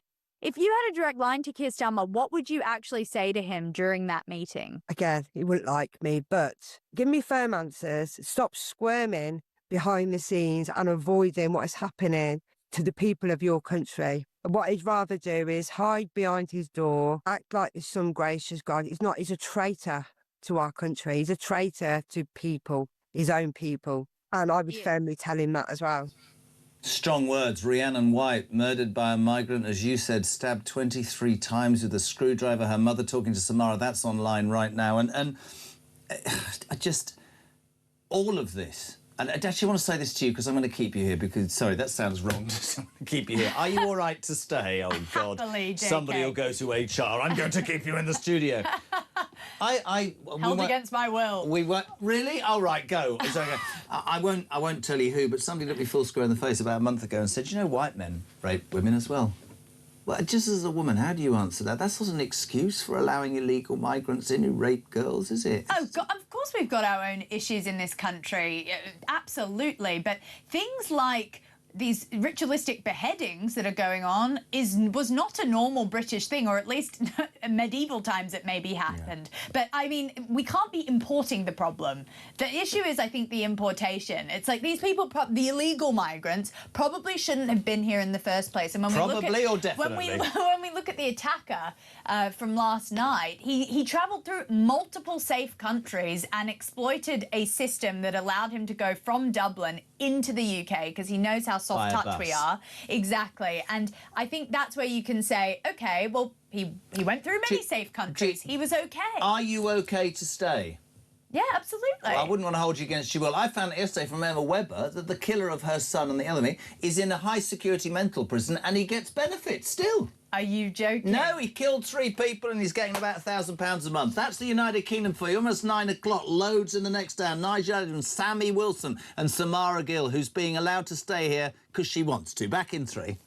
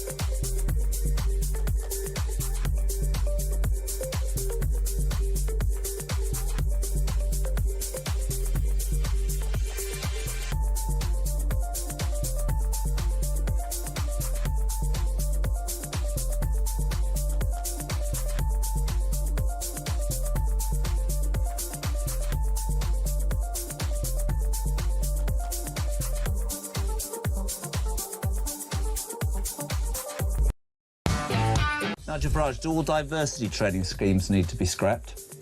The whole lot. The whole lot. This is where the poison starts. I had a lot of emails from serving and ex-police officers. One guy said, look, there's only one thing I fear as a police officer in terms of losing my job, and that is a member of the public making a complaint that I've acted in a racist way or not acted to intervene in a racist incident.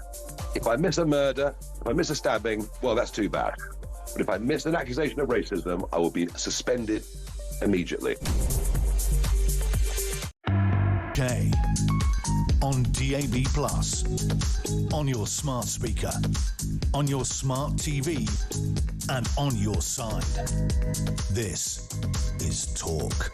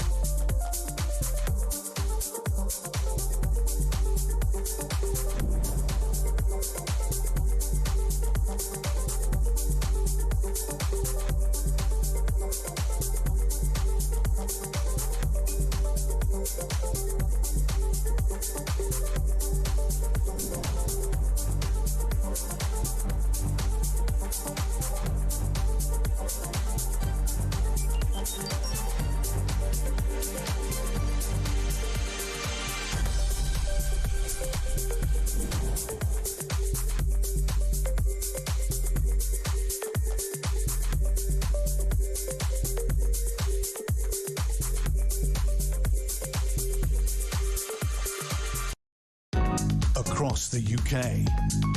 On DAB+, on your smart speaker, on your smart TV, and on your side.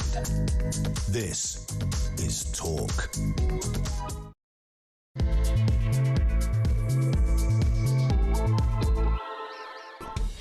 Welcome back or welcome along. It is Talk Breakfast, the home of common sense, and where your views on the day's news are welcome. 0344 499 1000 for your calls and for your voice notes, and also text to 87222. Samara Gill, our intrepid reporter, but more than that, a brilliant, brilliant broadcaster. She's going to stay with me because not against your will, though. Could we point that out? No. Yeah, that's fine. There's no gun to my head. Well, you're not sounding very convincing. I'm joking. It's such a pleasure, JK, and especially on this insane news day. I think we really need to... Of course there's only one story in town, despite what the BBC and Sky might be showing you about some Somalian refugee charged overnight with medieval knife attack, screams from the front of the Sun. Front of the Mail, Sudanese knife attack suspect got asylum after taking the back door to the UK. The front of the Sun, of course, evil in his eyes. A 30-year-old Sudanese man is due to appear in court today, so we have to be careful. But the pouring of outrage from the United Kingdom, which culminated in that footage of protests in Belfast last night, nobody here condones or likes what we saw, the setting fire of cars and buildings and ambulances and firefighters doing their best, people being fleeing from their homes. Some HMOs, but homes as well, completely and utterly wrong and counterproductive. But you do, at the same time, understand the depth of frustration and anger that people feel because nothing has been done. There are two voice notes I want you to listen to. The first was given to me at about 6:20 this morning. There will be people coming into work or coming into the office who'll go, geez, Rob gets it absolutely spot on. Have a listen. Morning, Jez. On my way to work, that's normal. Listening to you talk about the thing that happened in Belfast last night, all the unrest. Well, yes, rightly, you shouldn't condone what happened. What else have people got to do? They're not listening. The political class are not listening. These people who are coming over here illegally, they're rapists, terrorists. They're coming over here. It's literally like putting a wolf in a sheep field. You are giving them a target-rich environment. You haven't vetted them. You've done nothing. All you've done is dump them in a place where they can wreak havoc. Where they come from, guess what? There's no law. If they can do literally whatever they like. They come over here, there's lawyers, of course, taxpayer funded, they get a nice cushy home, running water, Sky TV, gym memberships, bus passes. They can literally go where they want and create havoc. And when they do, the people that foisted them upon us, guess what? They say, don't get upset, don't do anything. Don't go out and cause unrest. Well, I'll tell you what, mate, stop reaping, then you might not have to sow it, because this country is absolutely on the edge. They cannot take much more of people getting stabbed, raped, blown up, you name it. You foisted it upon us for the last 25, 30 years, ever since Blair said, I'm going to rub your noses in it. Well, guess what? What goes round comes round. And I think the political class have got a very, very, very big smack on the nose coming. Lots of you responding to that. Some people saying, my God, he's absolutely spot on. Others going, that's a bit vocal. Rob responds to Rob. Morning, Rob. Morning, Jez. I've calmed myself down to send this message. I completely understand the other Rob's message and how angry he feels. And I just like to say to people, if you have been unfortunate enough to see the footage of this nutcase trying to decapitate this young man, I'll just say this to you. Watch him and the way he climbs around the young man. Watch how he holds him down like a well-trained mixed martial art fighter, keeping him in position so he can do his deed. That wasn't his first rodeo, mate. That wasn't the first time he'd been violent like that. He couldn't care less. He even took the beating he had off the fellow who tried to stop him, and he carried on. Believe you me, the violence that these people can bring, not all of them, but too many of them, is a different level. And you saw that yesterday. He was like an old trained fighter, the way he went around his business. And lots of people call them fighting age men, and that's what they are. That's what they are. They come from places where there is no rules and regulations, where you could do that sort of thing and not even be arrested. And they've put them amongst us, and they'll still let them come, and they'll get them off a boat tomorrow, and they'll put them in HMOs and build up areas next to families. think about what you have done. The people of Ireland have rose up. I'm not going to condone any violence, but I can understand it. What else can you do when the outcome is that they're just going to keep doing the same thing over and over again? It will become normal to see these things. I've started to worry about my own kids. I've got young girls. I've never had to warn them before about these strange men who look them up and down and follow them around the city centre. This is real, people. It's not a made-up idea that the far right, as they love to call, we've come up with. This is everywhere, and it has to stop. And God bless that young man. I hope he pulls through. But so many more haven't. They've become our type of martyrs, and it's shameful. God bless everyone. Do you know what? Those two voice notes, there will be people in the mainstream media, maybe even people listening who go, oh, that's a bit extreme. It's not. Those are two heartfelt messages from hard-working alarm clock Brits. Yeah, absolutely. And of course, not all illegal migrants are rapists, murderers, and... He said that. Well, the other Rob did. But anyway, it doesn't matter. I think you're right. It's a very impassioned and vocal statement from the people who have been ignored by the political class for years. And, you know, it's interesting. The second Rob focuses on, of course, I mean, Stephen Ogilvy, who is actually the victim in this situation. Yeah. He was a vulnerable man, they're describing him as. Yeah. They're saying that he had hearing issues and he was sort of disabled and he couldn't have even heard the attacker approaching. So my thoughts and prayers are with him as well. This innocent guy who was seemingly, allegedly had an attempted beheading done on him in a suburban street. He was well liked by the community. He was looked after by his neighbours. And these are the people that are put on the front lines of the illegal migrant crisis. It's a lot of the time the working class. They know they stuff these neighbourhoods with the HMOs, with the migrant hotels, because they know that the working class, if they are vocal, they can slam them as far right or, right wing or extremist. They know that even if they do stick up for themselves, they can actually get away with it. Couldn't agree more. Let's go to the former Deputy Speaker of the House of Commons, a man known for his sense, but I know he'll have palpable anger as well this morning. Nigel Evans, Samara and I are here.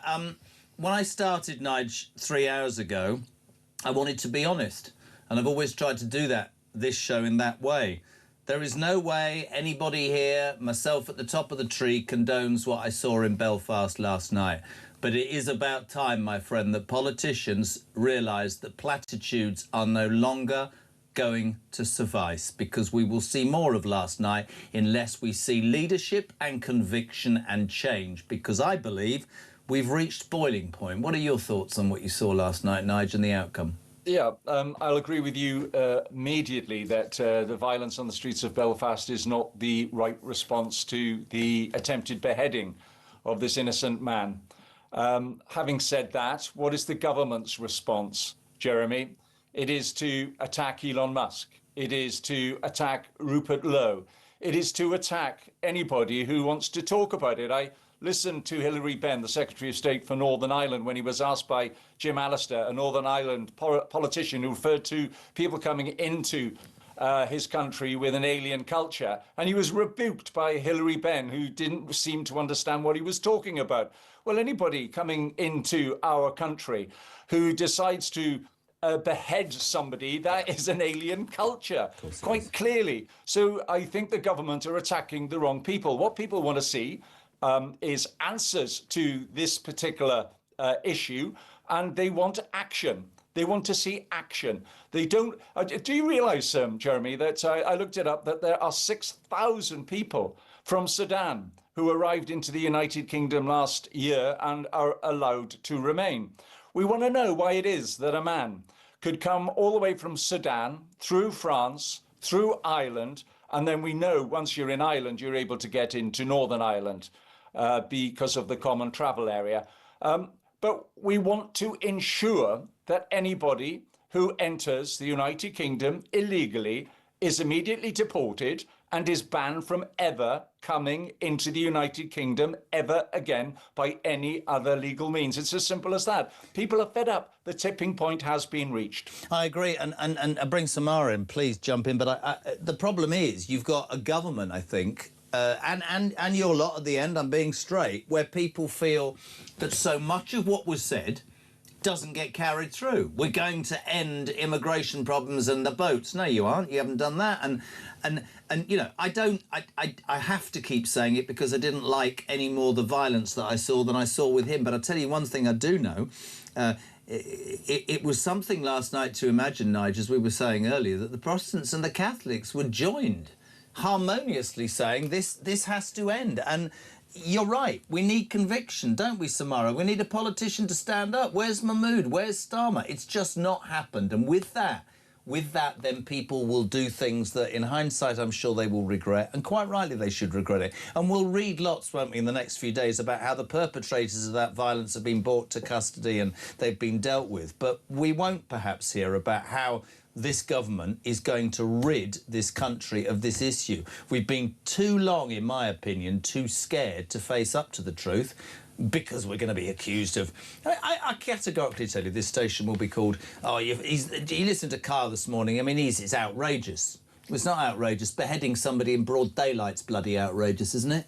Totally. And Nigel's completely right. We are at a tipping point right now. And, you know, it is because of government failure. People don't just go out into the streets and set things alight because they feel like they should and because one bad thing has happened. This is because of consecutive years of this failure that has reached this tipping point where it is going over the edge and going insane. And, you know, when we look at the key countries that do claim asylum in the United Kingdom, Sudan, which had a civil war that started in 2023, Iraq, Afghanistan, these are all war-torn countries with individuals that, yes, are fleeing from some sort of horribleness, but we need to ask ourselves, is this the type of person we should be bringing in? You know, but further than that, sorry, quickly, and I'd love you both to respond to this. It is my absolute bugbear, Nigel knows what's coming. If I am escaping a war-torn country, the first bloody country I get to where there are not bombs raining down on my head, and by the way, I'd bring my wife and kids, maybe I'm old-fashioned, I'm going to stop. But they don't stop. He passed through 7 war-torn countries to come to good old Blighty because we're as soft as whatever and we give so much more. Isn't that right, Nige? Why not stop in the first country that there aren't bombs raining down on your head? Yeah, and that's one of the answers I think that people will want to know. Why is it that when the person arrived in France, they didn't claim asylum there? No. Why is it that they were then allowed to go from France into Ireland? If I was the Irish government, I wanted some answers there too. And we know once you're in Ireland, you're able to get on a bus, get on a train and go into Northern Ireland. We know they call it the Irish route. It's even got a name. And I know that the government would wish us not to talk about it, but you're quite right, it is the only thing that people are talking about. Why would they wish us not to talk about it? Because they haven't got any answers or they can't be bothered to sort it out? They haven't got any answers, they're completely embarrassed and they're in the wrong. That's why they would love everything to be done through the funnel of the BBC so it could all be cleansed and thank goodness for places like Talk where at least ordinary people have now got a voice where they've not had a voice before, and that is where the anger is. And you have to remember that this person came into Northern Ireland in 2023 and then claimed asylum and was given right to remain. Why? Why was that person given right to remain? We need answers, and I think it was done when Suella was Home Secretary, so she really has got to come and answer why it is that Robert the system Jenrick was also allowed Immigration this Minister person at to the time. remain. They should have been removed from the soil of the United Kingdom. Couldn't agree more. Sorry, you were just saying Jenrick was... Immigration Minister at the time, I believe, as well, which is it's going to create some backlash. It's definitely had some issues online. But will this, it will be interesting when we do a bit of an investigation into more of this. But Nigel's right. It's a lot of failure on a lot of different steps of this journey. And I think you can look at, guys, failure on different steps. We were looking, I had Emma Webber on, Barnaby Webber's mother, on the show yesterday, and they were talking about a litany of mistakes made by several agencies. We seem to have reached a point, certainly with illegal migration and even legal migration, where it's so developed, there's so many different facets that you end up thinking, what is our policy? What is our plan? Why hasn't Nigel Farage, Rupert Lowe, we'll say that, have stood up and said that multiculturalism has failed? you might be surprised at this, Nigel. Samara, I don't think you would be. I think that anybody can come to this country. As long as you embrace our language, our traditions, our values, you work hard, you pay tax, you build a business, I'm delighted to have you here, right? Delighted. But rather than open your borders to con people to say we're going to have doctors and we're going to have scientists, when actually all you're doing is importing people of which you know nothing about to fill jobs that, here I'm on my hobby horse now, at least 2 million of the feckless, lazy ones that are sat on their backsides doing nothing could be made to do, you're asking for trouble. And it's a bit like whether you go to school, you get a job, you're vetted, aren't you? Even, well, not if you're going to be the US ambassador, that's another story altogether. But I must say it's astonishing to me that politicians of the last however many years, Nigel, have thought that it's okay to just take a punt on anybody and everybody coming here. We've ticked the box, we'll have all the jobs filled. You are putting, with respect, and I know a lot of people will say this is over the top, you are putting certain members of your population in danger. Yep, without a shadow of a doubt. And the government, I'm going to Prime Minister's questions later today, and I do hope that Kemi Badenoch goes on this on her 6 questions, because we do need really some big answers to this. And the government, as I said, would prefer to close it all down. They would prefer Elon Musk never to comment on this. It's because he's got a reach. And the reason why he's got, I think it's 24 million followers, is because he is speaking on the issues that the ordinary person really cares deeply about and feels they haven't got a voice. And that's what it's all about. They feel as if nobody is listening to them. So I'm really pleased that we are talking about this issue today. We need answers and we need action from the government. Why is it that we are still part of the ECHR when they know that that is the block for us, preventing us from sending illegal immigrants back away from this country to a third country? It's what the United States of America are doing themselves. They're using third countries to process illegal immigrants. There is a legal way. You're quite right. We always have welcomed legal migration into the United Kingdom, and those who are genuine asylum seekers, there are routes for them to take. But anybody who enters the United Kingdom illegally ought to be barred from, they should be deported and barred from ever coming into the United Kingdom ever again. If you think about how many people, it's roughly 1,000 a week are now coming into the United Kingdom on small boats alone. So we're not even including the Sudanese man who took another route. He took the Irish route. So we're not even talking about those numbers, Jeremy. And the fact is, we don't know who these people are. They go through no vetting process whatsoever.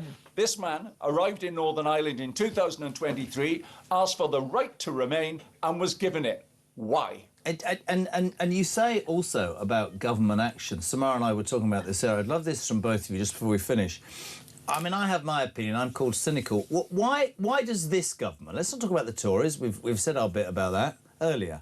Why does this government, with the facts staring them in the face, with unrest palpable, don't condone it, why don't they do something about it? I would suggest, I'd love to hear what you think, that many of these people, if they're given something for nothing, might well vote for Starmer and the Labour Party, and very much like he lost 5 MPs to those independents who stood on the Gaza vote, maybe it's that cynical. Maybe it's the whole, you know, we've got to do right by everybody else. But for me, the warning bells started banging last year, the Bell Hotel, when the local council listened to the mothers, listened to the children, went to court and won an injunction to get the bellhole closed, and that Prime Minister and his Home Secretary said the rights of migrants supersede the rights of the British people. That, to me, was the beginning of the end, Samara. Yeah, it really was. And as Nigel said, we need answers, but we also need actions at this point. We can go into the past, we can look at who the Home Secretary was, we can look at who the Immigration Minister was, but also we can't blame them for every single person that slips through the system. You know, you can't blame Jenrick and Suella for everything. In fact, they're the ones who actually came out and said this system isn't working very early on. To be honest. And both resigned. So there's also that to be said. But the thing is, we need to look at really, really tough things like locking down that border that allowed this guy to get across. As you said, obviously leaving the ECHR, but doing more things like, should we look at a potential ban on Sudanese migrants coming into this country? 6,000, we were told this morning, 6,000 illegal Sudanese migrants in this country. Completely agree, Samara. Nige, just to finish, because you're a voice of reason, as you write the book, 30 years of experience. I've sat here this morning, I've never seen anger like it. I've seen people mostly condoning it, but most of the people are saying, I understand where it's coming from. Where does it end, pal? Because our politicians aren't leading. Yeah, where does it end? Well, I'm afraid if action isn't taken, we can see that people themselves then take action themselves, and we don't want to see that either. No. We want people to live peacefully. The man in hospital, the victim of this attack, right, is a victim. Other people now who have had their cars torched or their homes burnt, they are victims themselves too. There are peaceful ways of protest, but when you have Northern Irish politicians referring to the alien culture, and we all know, Samara knows, you know, Jeremy, what we're referring to when we say the alien culture, then don't have government ministers try to close that down. Instead, we want to have answers from them. And Keir Starmer, who, all right, he said how horrific the attack is, and then he's condemned the violence. And we ourselves have done that, but we've taken it one step further. We've said, what are the answers to this issue? And now what action is going to happen? What action is the government going to take to close this down? And now Keir Starmer has got an opportunity at 12 o'clock today, when he gets to that dispatch box, to give the answers. We're all waiting. We want to know what he's going to do. And if he does nothing, then I'm afraid there's going to be a continuation. And sadly, you know, you don't have to be a Mystic Meg to predict that in another few days' time, we'll be on your show again talking about another atrocity, another tragedy. And they're all preventable as long as the government takes action. They're not prepared to take the action, though, Jeremy. They're not prepared to. I got a couple of texts I just want to finish to read you both. This from Scott in North Lancashire. He says, instead of appealing to the public not to react angrily to violent outbursts, why don't our bloody politicians address the cause and appeal to migrants not to stop coming here to assault, steal, rape and rob their constituents? And this is also another one from Bernie. He says, Jez, say it as it is. The government gives more to migrants than they give to the British population. And I feel that many of us feel that enough is enough. I feel like our government is not safeguarding our citizens. And that is why you will end up with citizens, and I don't have to agree with it, he says, trying to defend their own rights and their own families and their own well-being. Sum it up, Samara. Sum it up, my goodness. It seems like there has to be some sort of change here. We've had a budget of total austerity. The main thing is really that the economy is terrible. Even when you look at those videos of the streets in total peril and then things being burnt down, you can see that it's a much wider issue than just immigration. But I'll echo the sentiment of Nigel. We need action. And if the government's not going to give us action, then yeah, you're right. It's not fair to anyone in this situation that is put through this if something isn't done. But I don't know if Starmer's words today, looking forward to the PMQs, are going to be anything like that. Absolutely. With Julia from 12 o'clock. Nigel, final word from you, and we thank you for joining us. Have you known it this bad? Seriously? No, I haven't. And unless we see action, I don't want the government to tell me and people like me to stop getting angry, because that is a natural reaction to what we have seen on the streets of Belfast. Of course, people are going to get angry, and Starmer has the opportunity at 12 o'clock today to tell us what he's going to do. And if he's not going to do anything, then just expect the British public to get angrier and angrier and angrier, because I'm as angry as I've ever been.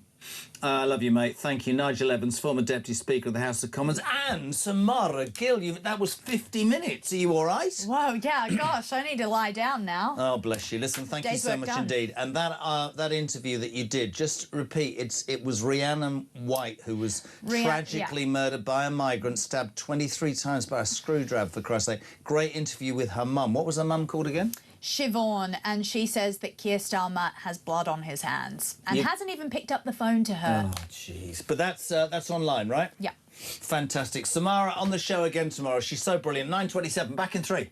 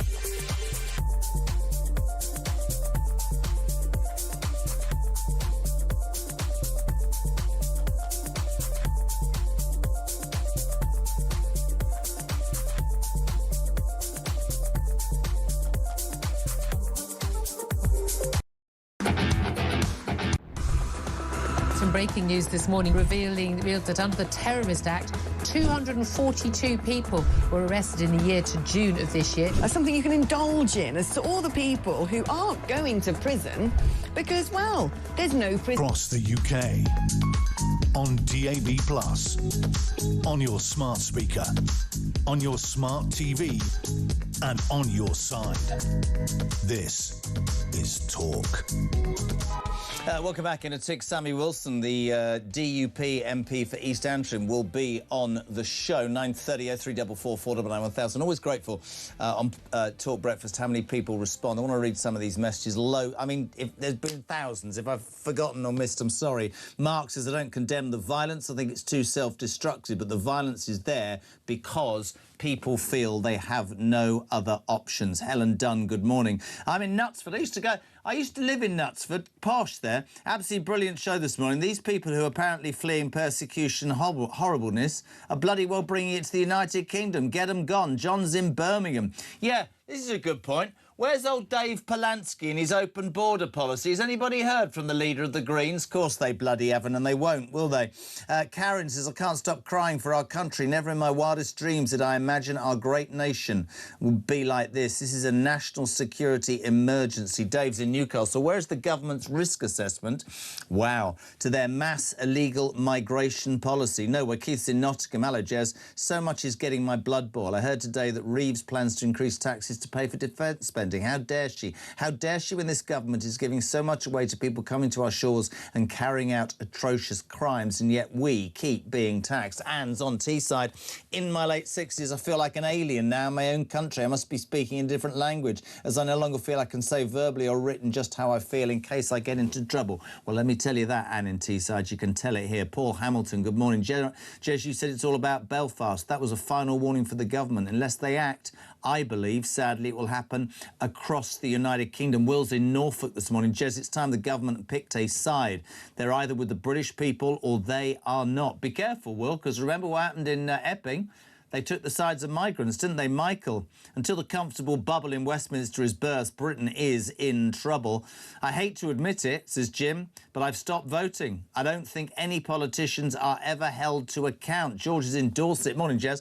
I predict there will be a mighty purge in not only the UK but across Europe, maybe like in the US or even worse, if governments don't act to protect their citizens. I don't condone it. I just hate it. James, morning. The time for calm is over now. It's a time for action. When all the illegals are gone and the streets are safe again, then we can have calm. Susie, my blood is boiling. Enough is enough. This country is on the edge. When are the politicians and the bloody mainstream media going to wake up and listen? Bit of an update on the mainstream media. I have to say, to be fair, on the BBC, Nicky Campbell's now doing his excellent phone-in, and he's talking about how do we stop a summer of violence, and so was Sky. But for an hour this morning, they were talking about, as did the front of the Mirror, the only paper this morning not to carry the horrific story of the beheading. They had refused entry. This is a Somalian referee. Refused, you see what they've done there? Entry to the World Cup. So the Mirror thought it would be good morning to bash Trump. Absolutely brilliant. Right, 27 minutes to 10 o'clock, 0344 499 1000. We had a new guest on the show. Delighted. Sammy Wilson MP, the DUP MP for East Antrim. Sammy, good morning. Good morning. I had Ian Paisley Jr. on earlier. I'd just like you, if you can, to sum up your reaction to last night's horrible protests, but also the impact of the, almost medieval, heinous crime that yesterday took place in your beloved country. Yeah, and it was a barbaric crime, as was described by my party leader in the House yesterday.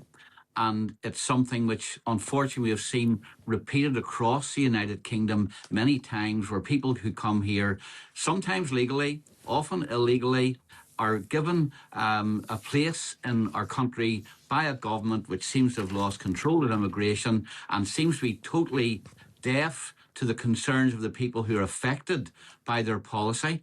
And we had the outcome last night. And, you know, I don't want to see this in Northern Ireland. I don't want to see innocent people either punished for the crimes of people who come into this country and abuse our hospitality.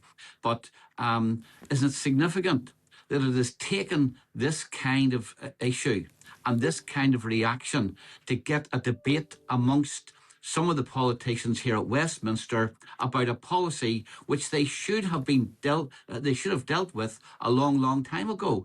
That is the invasion of our country by people who come here to abuse us and who come here illegally. Sammy, it's really interesting. I started at 6 o'clock and I made a point almost in every link to say the same thing, that I in no way would ever condone the footage that I saw last night with bricks thrown and cars and buildings set on fire. I will never, ever condone that. But you talked some quite interesting things that you said there. You talked about an invasion. I mean, I think somebody to do with reform used that phrase a year ago and was branded the most far-right racist in the world. You talked about the hospitality we give out. I think we all know now that one of the reasons that so many migrants come to this country, and this guy, yes, he was fleeing Sudan, but he went through 7 safe countries, Sammy, which tells me absolutely that if you give away as much as we do, people will come here. But the tipping point for me is that the British people may be under more pressure than they've ever felt they could be. Cost of living crisis, food, energy, bills, crime on the streets, no police, unsecure borders are suddenly going, well, hold on a minute, I try and do my life correctly and I feel it's just unfair. And then they see unvetted men, and the left don't like this, but it's true, being allowed into our country willy-nilly, and in this case through the Republic of Ireland, through that corridor on a bus, who come with no desire to integrate, to learn the language, to abide by our rules, and in fact, the mentality, and I'm sure at some point today somebody's going to tell me he's got mental problems, right? But if you come from a country where abuse or violence is part of it, what the hell are we expecting? And more importantly, what the hell are our politicians putting us through? That's why people are frustrated. And that's why, and we've used the word all morning, buddy, platitudes aren't going to work anymore. No longer. No, they're not. They're not. And I heard an interview on another programme this morning where the person being interviewed indicated that, first of all, there was a disproportionate number of immigrants who come from Sudan, Somalia, Afghanistan, Syria and other places like that, who had come from war-torn countries and who were, in proportionate terms, charged and convicted of violent crimes much more heavily than other groups. And he was suggesting that one of the criteria that we ought to be using now when we look at people applying for asylum in our country is the national security impact that it might have. If they're coming from countries where they've been traumatised like this or whatever, are they going to represent more of a danger to people in the United Kingdom? But I think that the real answer is this, that if someone applies for asylum in this country and they've come through 1, 2 or 7 safe countries, then automatically they should be refused. asylum. I couldn't agree more. I said it earlier. I don't know if you heard. If I was living in a country with my wife and children and we were being bombed, there's three things I'd do. One is I'd take my kids and my wife with me, Sammy. You might find that surprising, but that's a fact because these are all single men, despite what Darren Jones might lie to us about. Secondly, you nailed it. The first country I got to that hasn't in conflict and there are not bombs raining down on my head, I'd stay there. The fact of the matter is, and the French are palpable in this, they allowed this man to get in. I can't... If you are offered, and people always laugh at me when I say this, if you're offered a tent on a beach in France or a four-star hotel, a mobile phone and a credit card in England, what the hell are you going to do? Our softness is responsible as well, my friend. And Jeremy, you mentioned the French. I was on a delegation to France with one of the parliamentary committees I'm on not so long ago. We met some French politicians, and it was totally unrelated to immigration. But I happened to challenge them and say, look, we pay you hundreds of millions of pounds every year to deal with these people who are queuing up to come into this country. And yet you appear to be doing nothing. And their answer to me was this: well, why don't you stop your country becoming a magnet? Because these people cause problems around Calais as well, with the camps, and people are afraid to go out at night, etc. We don't want them queuing up at Calais to get into Britain. Well, get them thrown out of your country then, and don't take our bloody money. And well, the two things, I said to them, yes, don't let them stay. But secondly, we have to stop being a magnet to these people. And you're quite right. Why have they passed through all these safe countries? In fact, you know, the man in question passed through the Irish Republic. Yeah. And was able to come into Northern Ireland, and he could have gone on into Great Britain as well, of course, using the common travel area, and we do nothing to stop them. Here's the irony of this, of course. When after the Rwanda deal was done and many immigrants feared that they were going to be kicked out of the United Kingdom, they moved from GB into Northern Ireland and into the Irish Republic. What did the Irish Republic do? They started putting checks on the border to make sure that we didn't allow people to move from the United Kingdom into the Irish Republic. Have we done the same? I doubt we haven't. And one of the reasons, I think, for this is that this government does not want to upset the European Union by putting on those kinds of checks. So someone like that can come through the Republic, get into Northern Ireland and then claim asylum. And, I think that there are three things that need to be done. First of all, the government needs to make it clear to the government in the Irish Republic, we're not going to tolerate you exporting the illegal immigrants who come into your country, into our country. Secondly, we're going to put checks on. And thirdly, if people do come via that route, they will not, under any circumstances, be granted asylum in this country. Couldn't agree more. Do you think it is a tipping point? Do you think, Sammy, I mean, there's been no proof that governments will listen. Do you think that will fundamentally change or not? No, I suspect it for a whole lot of reasons.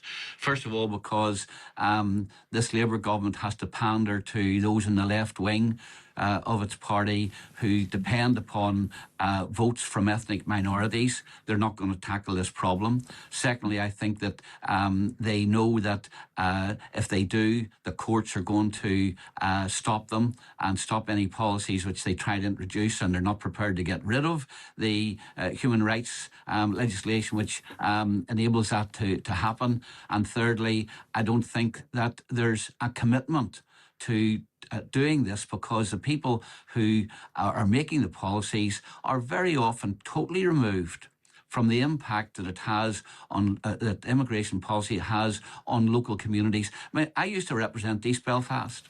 When I was looking at the footage this morning there, I recognised all of those streets. I tramped those streets for years. I worked with community associations in them, with housing associations in them. I know how those areas have changed and the impact that that has had on the local population. And yet it seems that the people who make the policies which have brought those changes about don't seem to have even an idea about the tensions which that has caused. An absolute pleasure to have you on this morning, my friend. Genuinely mean that. We thank you for your time. And Ian Pacey, DUMP for East Antrim, Northern Ireland. Sammy Wilson, thank you for joining us on Talk Breakfast. 18 minutes to 10. Loads and loads of messages to do them after this break. Morning, Dale. Hi, Jeremy. Dale here from Stenning. Great show. How have we got to this point where more and more things are happening, but the things that are happening are getting worse and worse each time? Somebody who's come over to this country and has tried to behead one of our own. Shut the borders. Just shut the borders. What is our Prime Minister doing? All he's come out and said is that he's sickened by what's happened. That's all he said. I hope he gets absolutely annihilated at PMQs later, and I hope that his response after will be, do you know what? You're all right. We need to shut the borders. And he shuts them. Gets it done.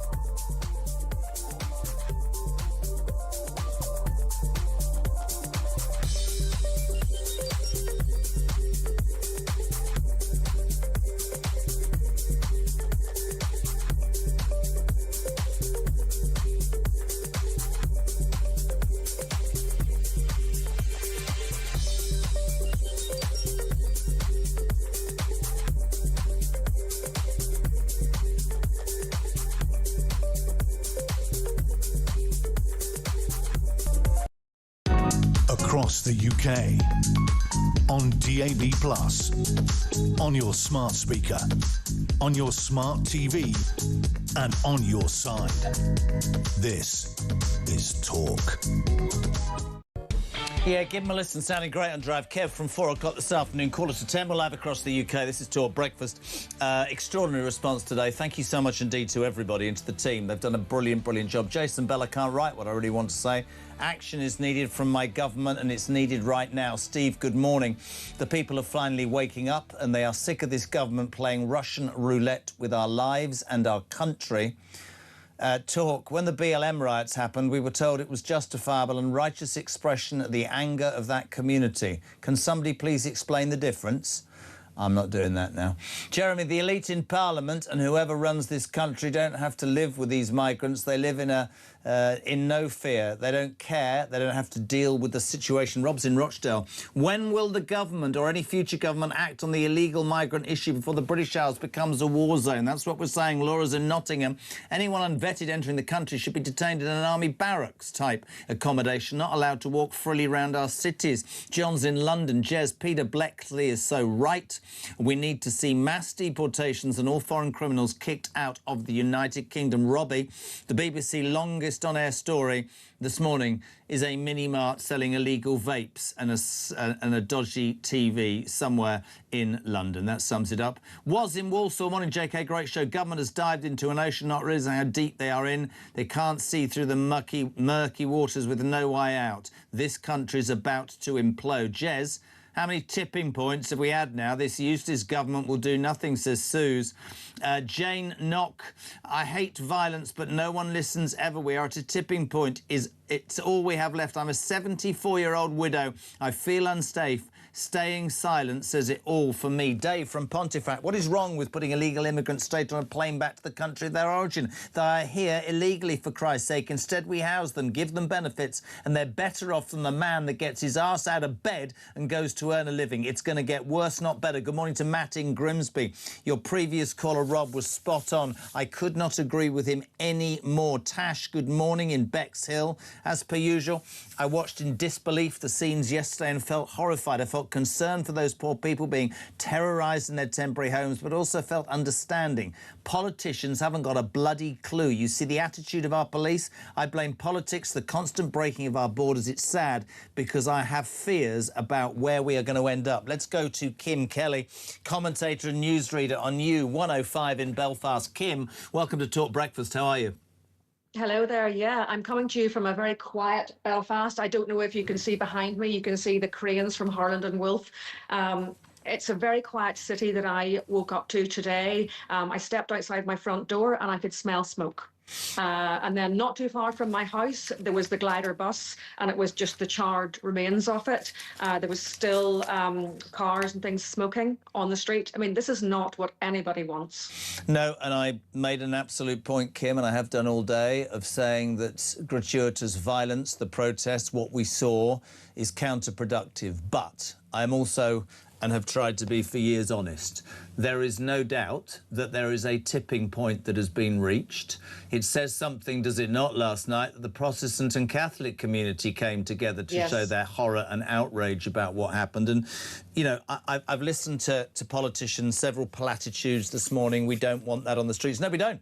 Absolutely not. But we also don't want beheadings in broad daylight in a civilised society. And what's happened is that, for whatever reasons, a succession of governments have allowed a situation to evolve, and certainly in this instance, obviously from the Republic on the CTA through to Northern Ireland. But it comes down, I'm afraid, and I'd love your opinion, on how you explain to millions of people that you're allowing unvetted men into your country who do not share your values, any part of your set of beliefs, and are doing all of these things, and people are angry, right?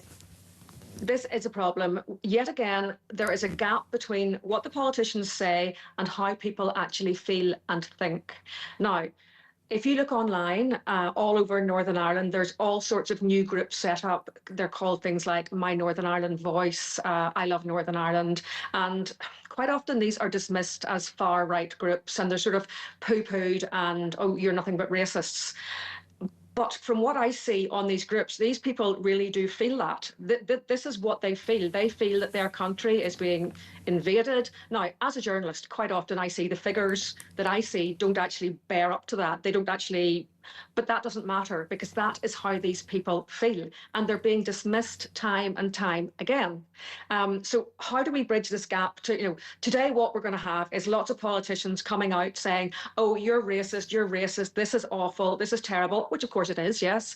But how do we bridge that gap between what the politicians are saying and how real people actually feel?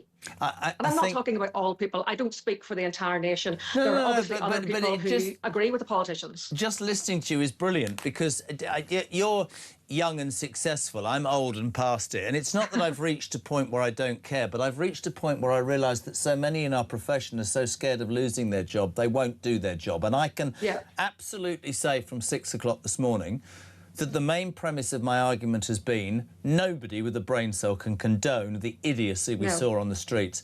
But I will sit here until they drag me from the studio and say repeatedly, if politicians, if the mainstream media... I tuned in from 6 o'clock. We started at 6. It wasn't till 7:15 that the BBC had not moved on from the story about the referee, the Sudanese referee who's been thrown out of the World Cup because Trump won't let him in. On the streets of your country and this country, there were protests last night because that's what people say. People's perception. You just nailed it. People's perception, right? It is perception. I mean, do I think that Northern Ireland has a huge immigration problem? The statistics don't really bear that up. However, it doesn't matter what I think. That is not relevant what I, Kim Kelly, thinks. It's how people in Derry, in Newry, in Coleraine, that is what they think. Now, not everybody, but that's how a lot of people think. And these people generally are quite, you know, they're from communities where they're not listened to. And we're continuing to not listen to them. Now, somebody said to me on another show, but what would listening to them sound like? And I'm like, I don't know. That's for the politicians. I am not one. You were asked what it would be one. Sorry, but somebody has to do something. You were asked on another show what it would look like for politicians to listen to people. Well, let's have some conviction where our leader addresses the nation, acknowledges we've got a problem. No, I mean, I don't believe for 1 minute that people should be out rioting on the streets. Of course, I don't think that. But I think we have to listen to people. We have to listen to what they're saying and maybe explain to them, well, actually, no, that is not right, you know, and we have to correct whenever things aren't right. But I think we have to listen to people. We can't just write hundreds and thousands of people off as just, oh, you're just racist. I mean, they might very well be racist, but that's not really the point. No, but you see, this is the really interesting point. It's a shame we've only got there with 7 minutes to go. Bless you, I should have had you on earlier. The argument from this government certainly has been anybody that dares to take to the streets or dares to criticise. I remember having a nurse on from Gwent and she said, I disagree with what they've done with the NHS. I disagree with the train drivers and I disagree with immigration. She said, I'm 45, I'm married with 2 kids, and if I go on a march, I'm far right. Once you label everybody who complains about a situation as racist or far right, it demonises, yes, but it degrades what those people are. You know, Farage might be succeeding here, I'm just at this moment, not because he apparently, according to some MPs, was inciting rage the other day, but because 17 million people have gone, I haven't heard anybody address what he is. I've had 2 DUP MPs on this morning who were fantastic, but there's this belief, I think, amongst our people that they haven't been listened to and they've been let down, and therein lies the issue. I could not agree more. I feel people need the facts and figures, because you know what? There are not that many immigrants in Northern Ireland. Northern Ireland is one of the least diverse places in the UK. I mean, it really is. I would like to see the facts and figures so that I could say to people, no, actually, you're wrong. It's this. But again, it all seems very blurry. Whenever you ask for those figures, you don't quite get them, and it's a bit vague. And the whole immigration status, and is somebody an asylum seeker, or how are they here? They've got right to be here. It's all terribly confusing. I think we need clarity. I think for the people who are out on the streets, and these people are going to continue to go out in the streets. Of course they are. I see it. I just wish sometimes that the politicians would go on. I wish they would come off X and go on to Facebook and see what real people I'd have them on television. I mean, I'm getting messages saying that there will be more trouble tonight, and you know, none of us... And that's awful. I mean, that's not good. Nobody wants or needs this. Nobody wants or needs this. This could be easily settled if people would just communicate. Well, it would be easily settled if the government would do something. Listen, we'd love you on again. You've been absolutely brilliant. Are you around tomorrow? We'll get you on again tomorrow. You've got nothing to do. I'm on tomorrow. I'm here. Yes, I'm here tomorrow from 4:30. There you are, Kim Kelly and Jeremy Kyle. Okay, well, there you go. Thank you very much indeed. You're very kind. It is almost 10 o'clock. Julia Hartley-Brewer will be here. No doubt the conversation will continue about the impact of what happened yesterday and the wider impact. If you want to get your call into Julia now, it's 0344 499 1000. Your text messages to 87222. Morning, Shane.